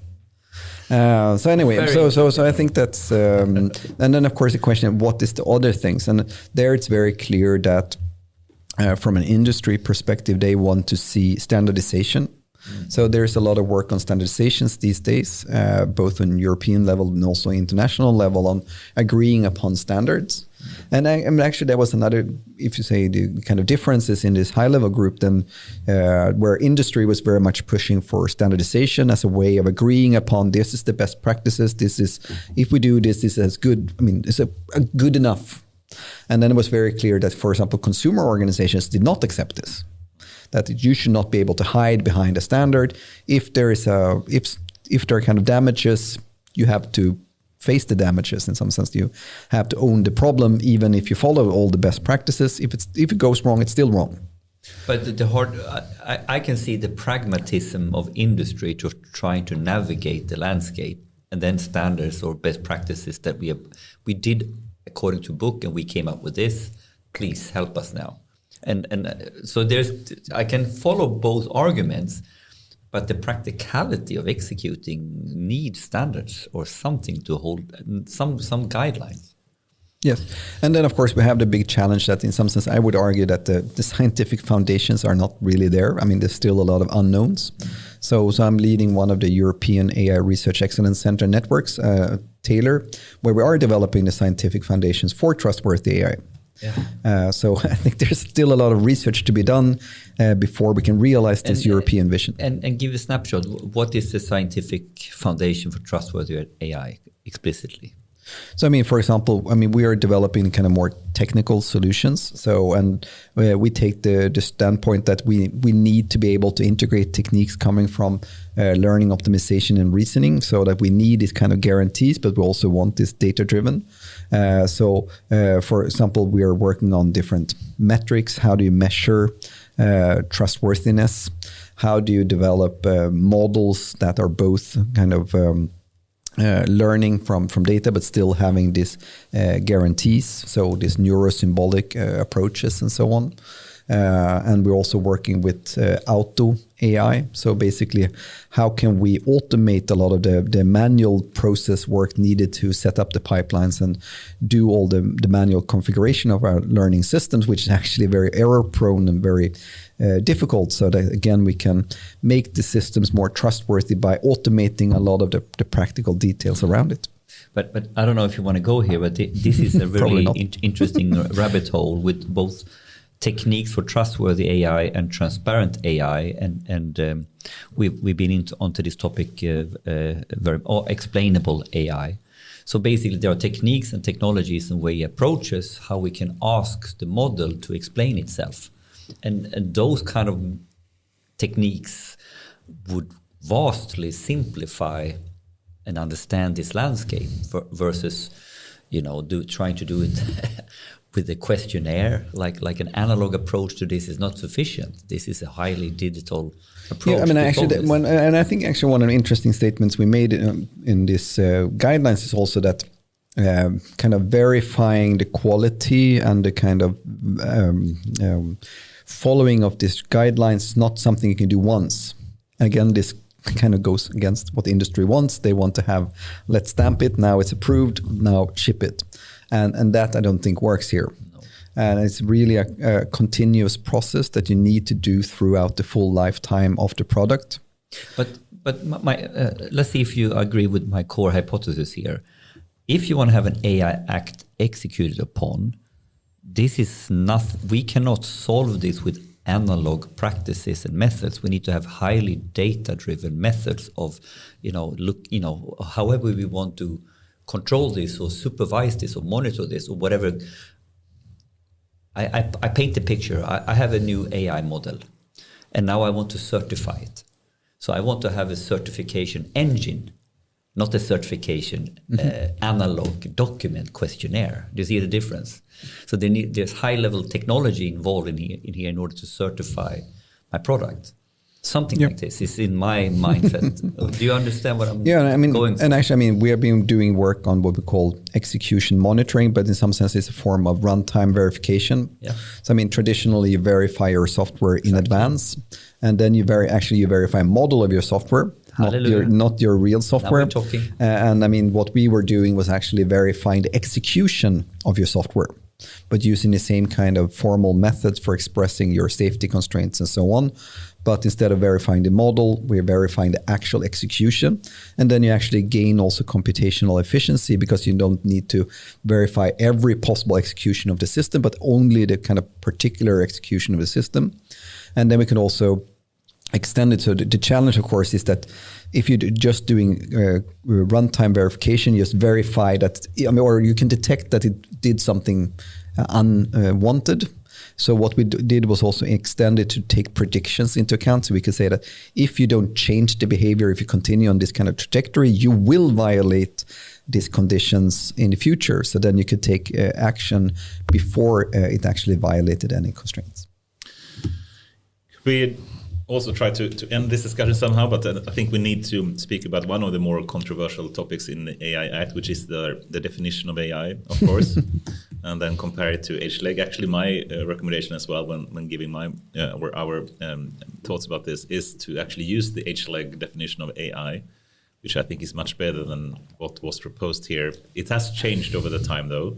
What's your thinking about the work and the definitions of AI in the AI Act? So, in some sense, I think I have a very pragmatic view on AI definitions. I just reconcile with the view that there are so many different definitions, and I think every definition has some merit. Yeah. And of course, there's also weaknesses with the definitions. And I actually think, to me, it just shows that AI is a very multifaceted and actually very complex topic in the sense that you cannot capture it easily in a single definition. And then, of course, the lawyers don't like that argument. So I think then we come back to this legal certainty.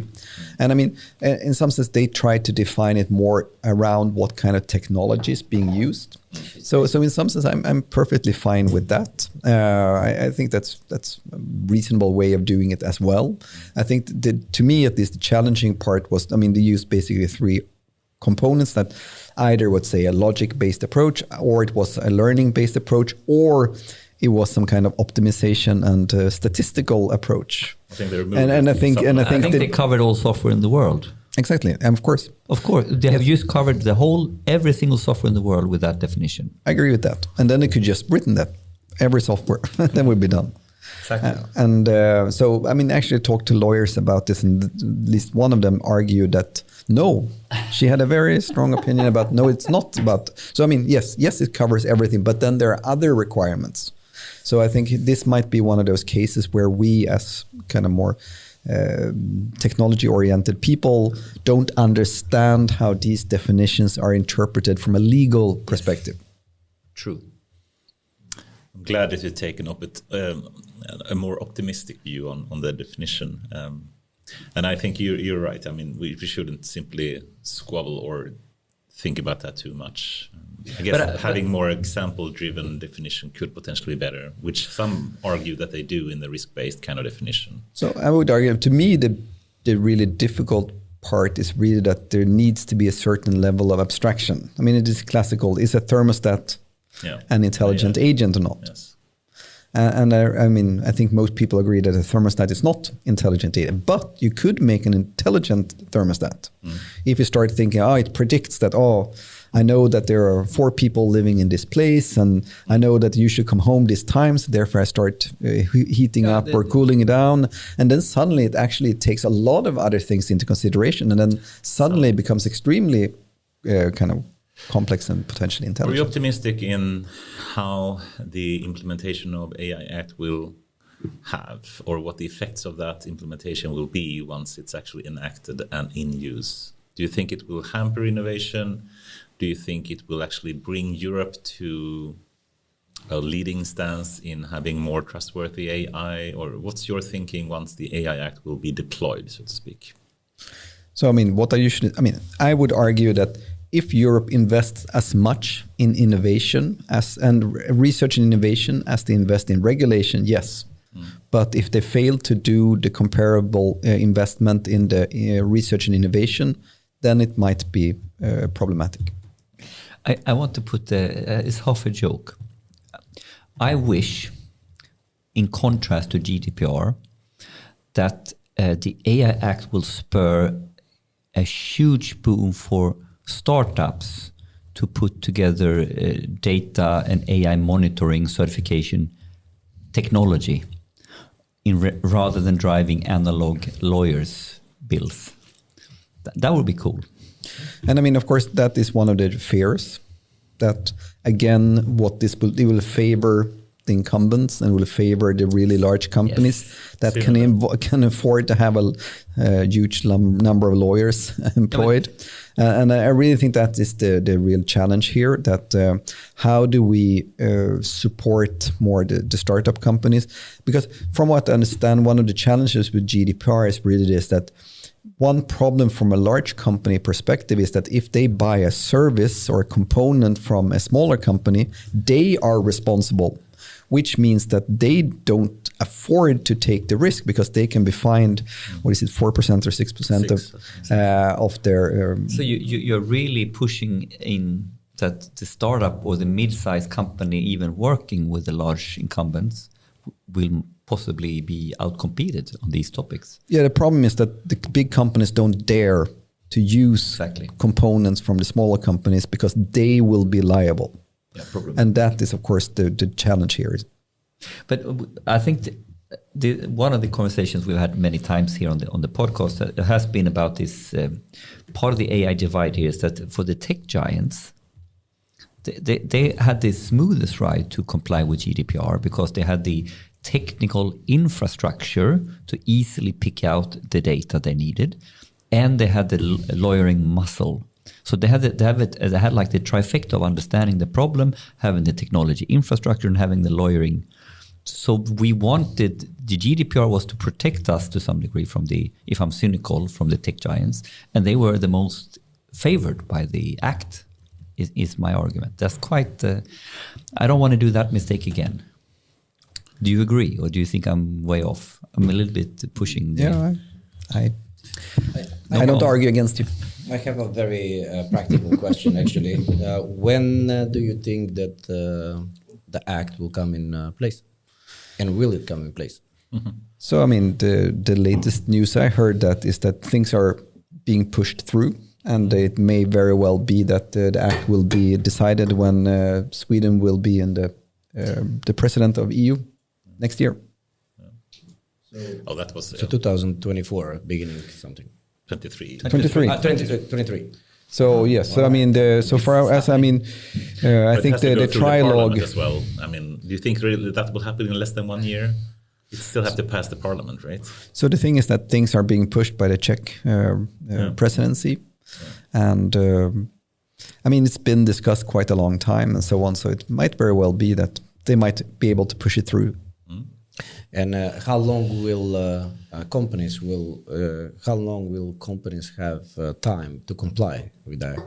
Is it going to be like GDPR when they had got like a 1 year or 2 year to comply with everything? Or I actually don't know what the timeline is after it has been. I mean, how long it will take to be ratified, because what it means is that then every member state have to change their laws and so on. So I assume that there will be some time even after the Commission makes the decision. And how much can you give us a view at, like, in terms of monitoring and controls in each country? How ready do the country needs to be to act on this when the law passes? I mean, again, I think this is one of the really, to me, the weaknesses. And I mean, again, it could be a really huge problem. And that is that each member state is supposed to have an expert authority. And what's interesting is also that they explicitly said that this expert authority should be able to give advice. And in Sweden, that's completely against the way that it works, that we don't give advice. You send in your application and we say yes or no. Exactly. And now they're supposed to help and guide companies and organizations to comply. And I think that would be a very, very big step for kind of a Swedish agency culture. But we have agencies in Sweden that are better at this, like Finansinspektionen has gone more towards a guiding, advising role than pure send it in and we apply it. Because I think this is really what is needed. I agree. And I mean, I think if you also have this dialogue, then of course you hopefully can reach reasonable agreements. But again, I think that goes very much against normal and the way that, and I actually think Sweden might be one of those countries where a lot of these things will be more difficult. Oof. Because that we have this kind of culture that, well, you should not be able to have a dialogue because that's unfair. Okay, so it's the clock is running, and I'd love to move to another topic, which is something we're done with this. I can't take it anymore. That was born in Linköping as well. And I think you know what I will be heading towards, something in Berzelius. I guess you can guess what I'm speaking about. So they're building a large language model for Swedish, also in the big Wallenberg financed cluster in Linköping called Berzelius, GPT SV3, so to speak. What do you think about that? Any thoughts about pros and cons of building a Swedish large language model? No, I think that's a very good thing. And I mean, I think it's one of those challenges where, of course, the big languages will be taken care of by others. But if you have smaller languages, no one really cares that much. So one has to do it oneself. And I really think this is a great initiative. And I'm not involved at all, I should say. Oof, okay. Okay, so can you think about, there are many ways to build models, and I'm trying to not phrase it as a leading question here. It's really hard. But you could also argue that these, okay, let's move it to generative AI in general. We've seen an explosion in number of generative models. Of course, language models was the first one that really came about, being able to generate text in different ways. Now we see it for images and audio and everything.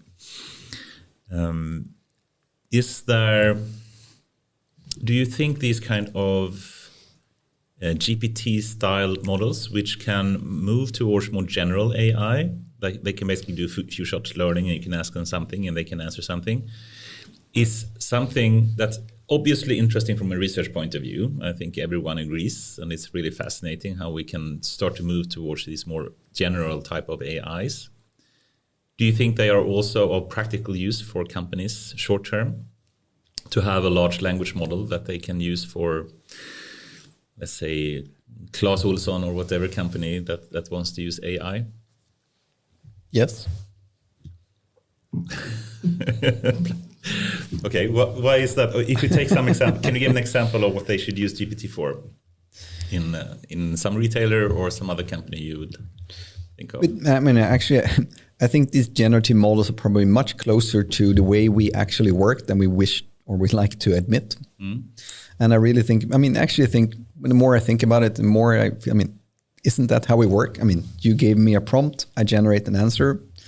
Based on my answer, you generate a new prompt and so on. And then we just go back and forth. So I really think these kind of generative models are probably extremely generic and probably can be used for more or less anything.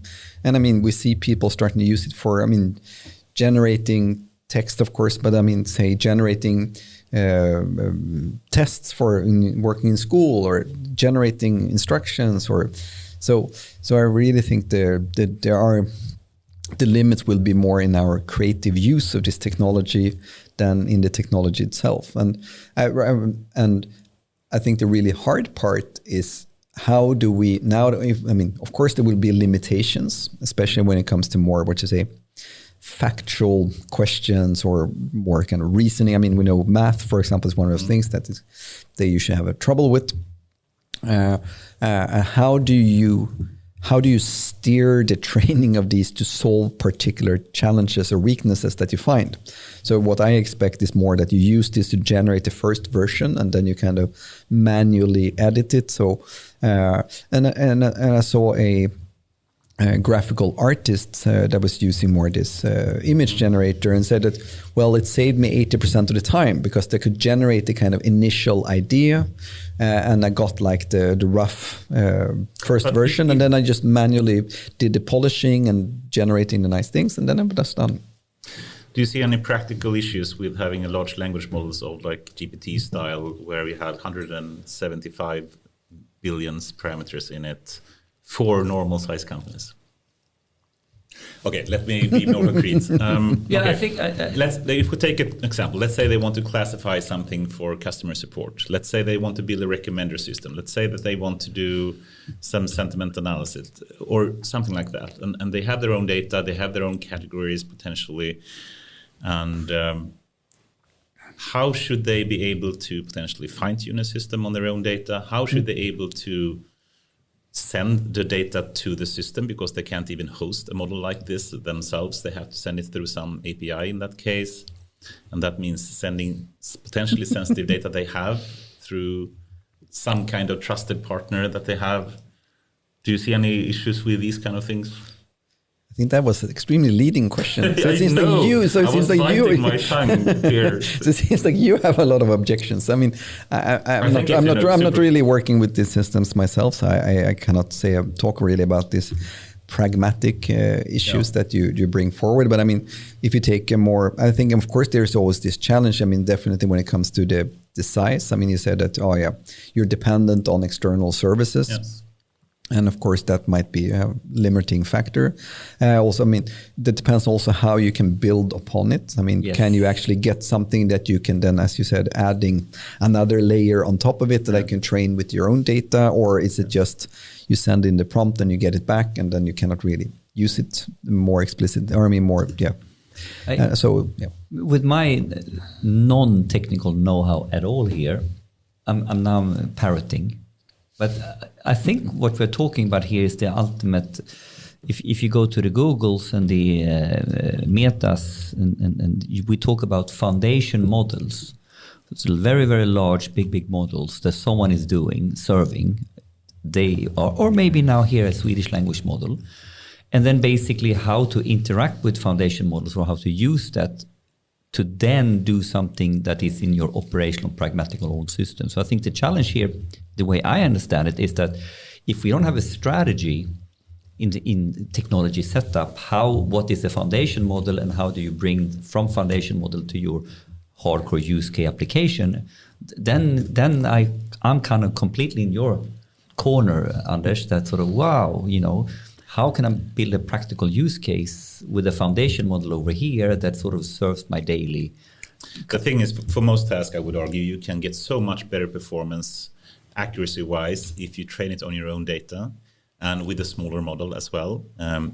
That said... A narrow model. We're talking very specific. Yes, very narrow ones. Yeah. That said, of course, it's super interesting from a research point of view. No question about it. It's one of the most promising and extremely surprising, I would say, with the scaling laws that we're seeing, that it actually does work, and it's super cool. But I think people are fooling themselves if they think they will have practical use for it in coming years. But now let me argue against you, because obviously there's very large players who are putting an obscene amount of money on the play of foundation models. So clearly they have understood that we think there is an opportunity here to have foundation models that very few in the world can do. And of course that will bring value. But then they need to understand how to monetize that. And your argument is almost like, well, we don't need foundation models at all because we can all do the narrow stuff. No, I never said that. No? So don't put words in my Okay, mouth. good. Of course. Please don't. No, I think, the time is actually getting close to 7 o'clock here, so we need to finish off. That said, I just want to summarize, and please let me know what you think about that. I mean, for one, as I said, research-wise, this is the most promising and exciting fields of research that we're doing. I think startups that are trying to find business models that builds on top of foundational models will have an extreme success in coming years. What I don't think is that people that think that they can apply foundational models to their existing AI use cases and that will be better than actually fine-tuning on their own data, they are strongly mistaking themselves. Would you agree with that in some sense? But it seems, you're taking this more vision-based models. There it seems that the whole value is that you can actually get the parameters. So you get the pre-trained model, and then you build on top of that. Yes. If you only get they it are as not as big. They're not, so I think it seems to me that practical. You can run easily Stable Diffusion. It's you can run it on a laptop like this, no problem. So that's not at all as problematic, I would say. So I think my argument there would be more, I can agree that if you only get the interface to send the prompts and get the kind of answer back, then probably the value is limited compared to actually having access to the model. Yes. And then of course having access to the model requires that you have a huge computational power. So of course the question becomes, will you be able to kind of compress them? Taking in the Stable Diffusion as an example, that's all. In some sense that's even more surprising that you can decrease the computational needs. Then you consider the practical, usability of it as well, and then it becomes really cool. Yeah. I think we're in the start of this journey. I think we're very much in the start. There will be a lot of new use cases that you never thought AI can be used for, given all the generative work. So it's, of course, super impressive. I just wish people had a more objective view on this and also understood the practical limitations. That's my only concern. That's your job. Maybe. Our job, I would say. Yours as well. Cool.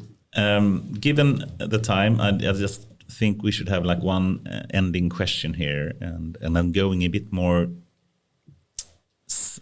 not psychological but societal and more philosophical, and perhaps we should just list a couple of questions and you can choose which one you would like to go That's more the philosophical into. question. Which question do I care for? Okay, one would be simply the future of academic work. Some people claim there is a big brain drain from universities into big tech companies, and that research is being led in more industrial settings than academic settings. And that would be interesting to hear your thoughts about if that's true, if you agree, and if you think the universities will have a similar... I can give you very quick.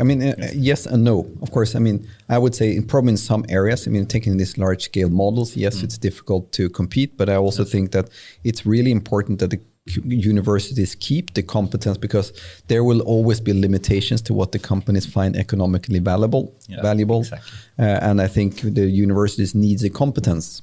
And I really think in some sense the American model, where people work maybe half time at the university and half time at the company, is a quite good model. So I think there are also a way of combining it. But yes, there are challenges, but I think there are also very concrete ways of dealing with it. Well said. Well said. If this is a too long topic. I'll ignore that. Okay, either a more neuro-symbolic kind of question and the thoughts. Okay, this one. Okay, so how do we reach a future in 10 years where we have more generic or more effective, useful AI systems? It can go different routes. You mentioned the neuro-symbolic approach. We could also see a number of other ways it could take. One way would be, if we take the Tesla approach, it's basically that you have an engineering way saying, we are building AI by putting it in real world in a car, for example, and then trying to also do research, but from an engineering point, and then building up what that could be, what Elon calls real world AI, which is different from human level AI and different from AGI, but it's some kind of real world AI. And that's one way to just push towards something in the future that has a significantly stronger forms of AI. What do you think the path will be towards a more general type or effective type of AI? I mean, I would actually argue maybe it's not even a technical problem.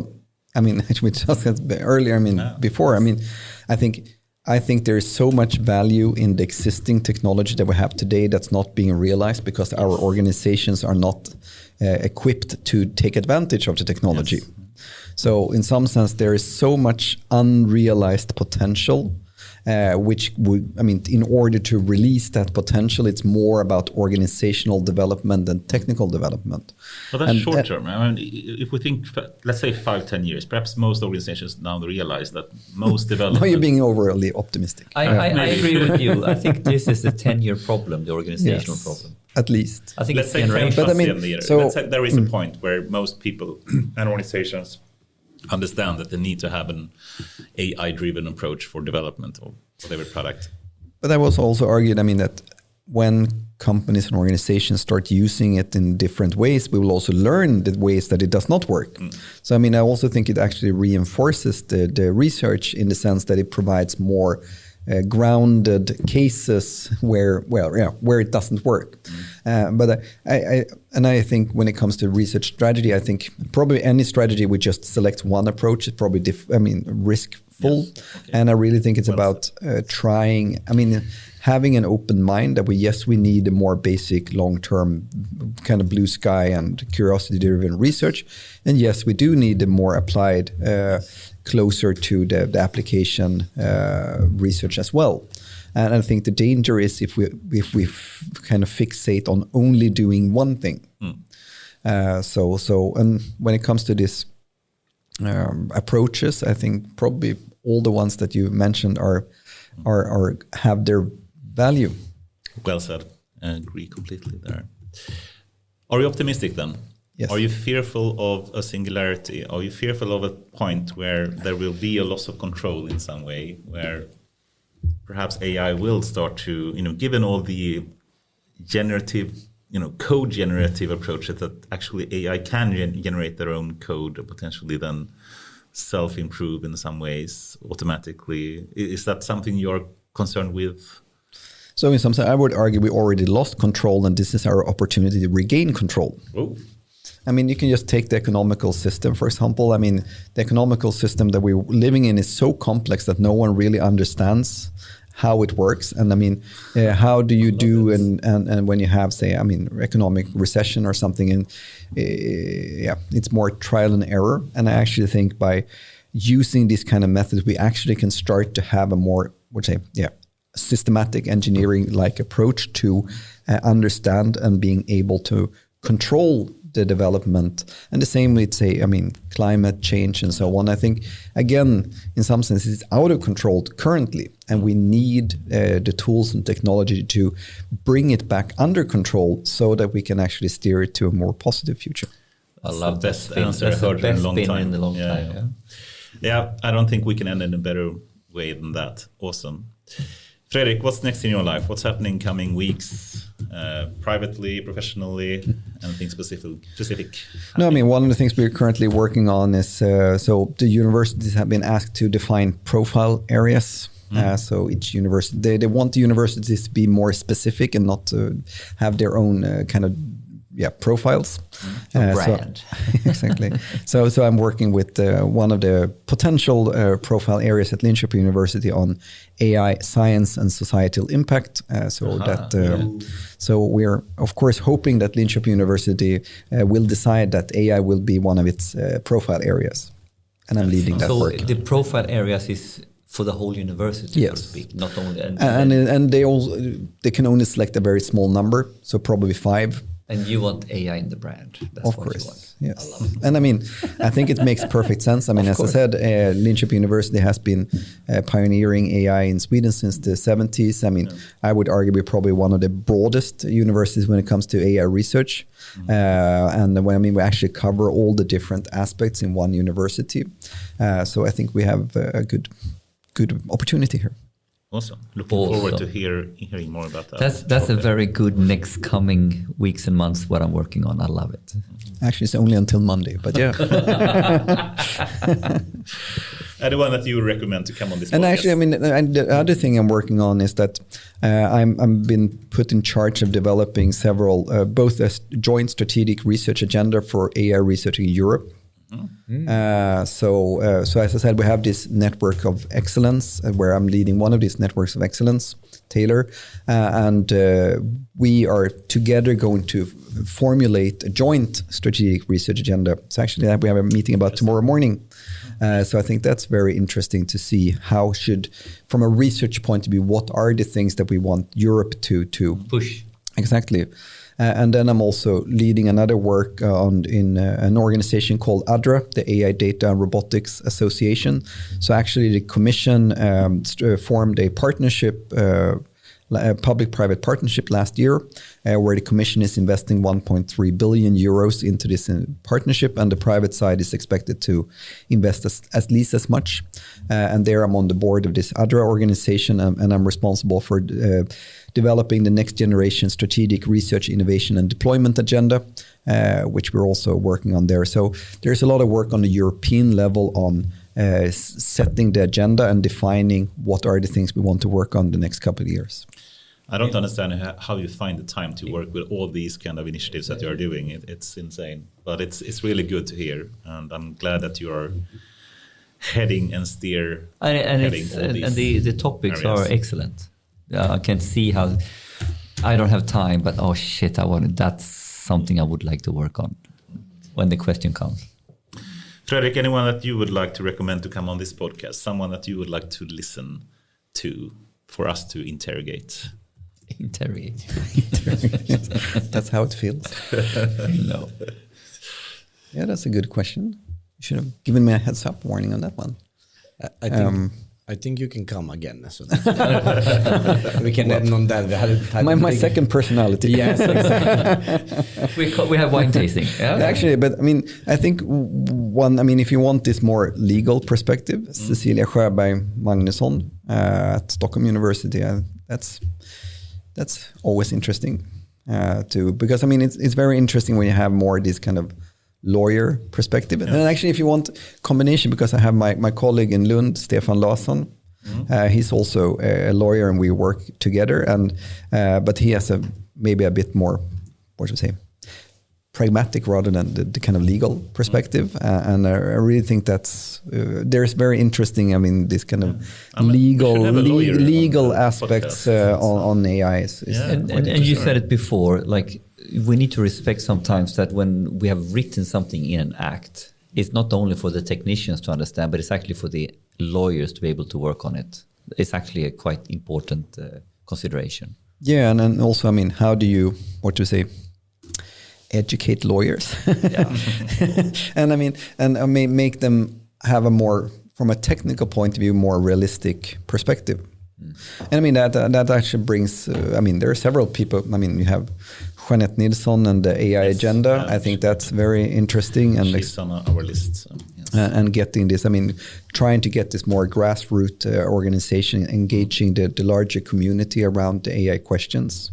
And then, of course, your own area. I think the use of AI in law enforcement and so on is also very interesting. And there we have Emil Hjalmarsson at NFC. And so actually, we also did a thing at this åklagarstämman. So for all the Swedish prosecutors.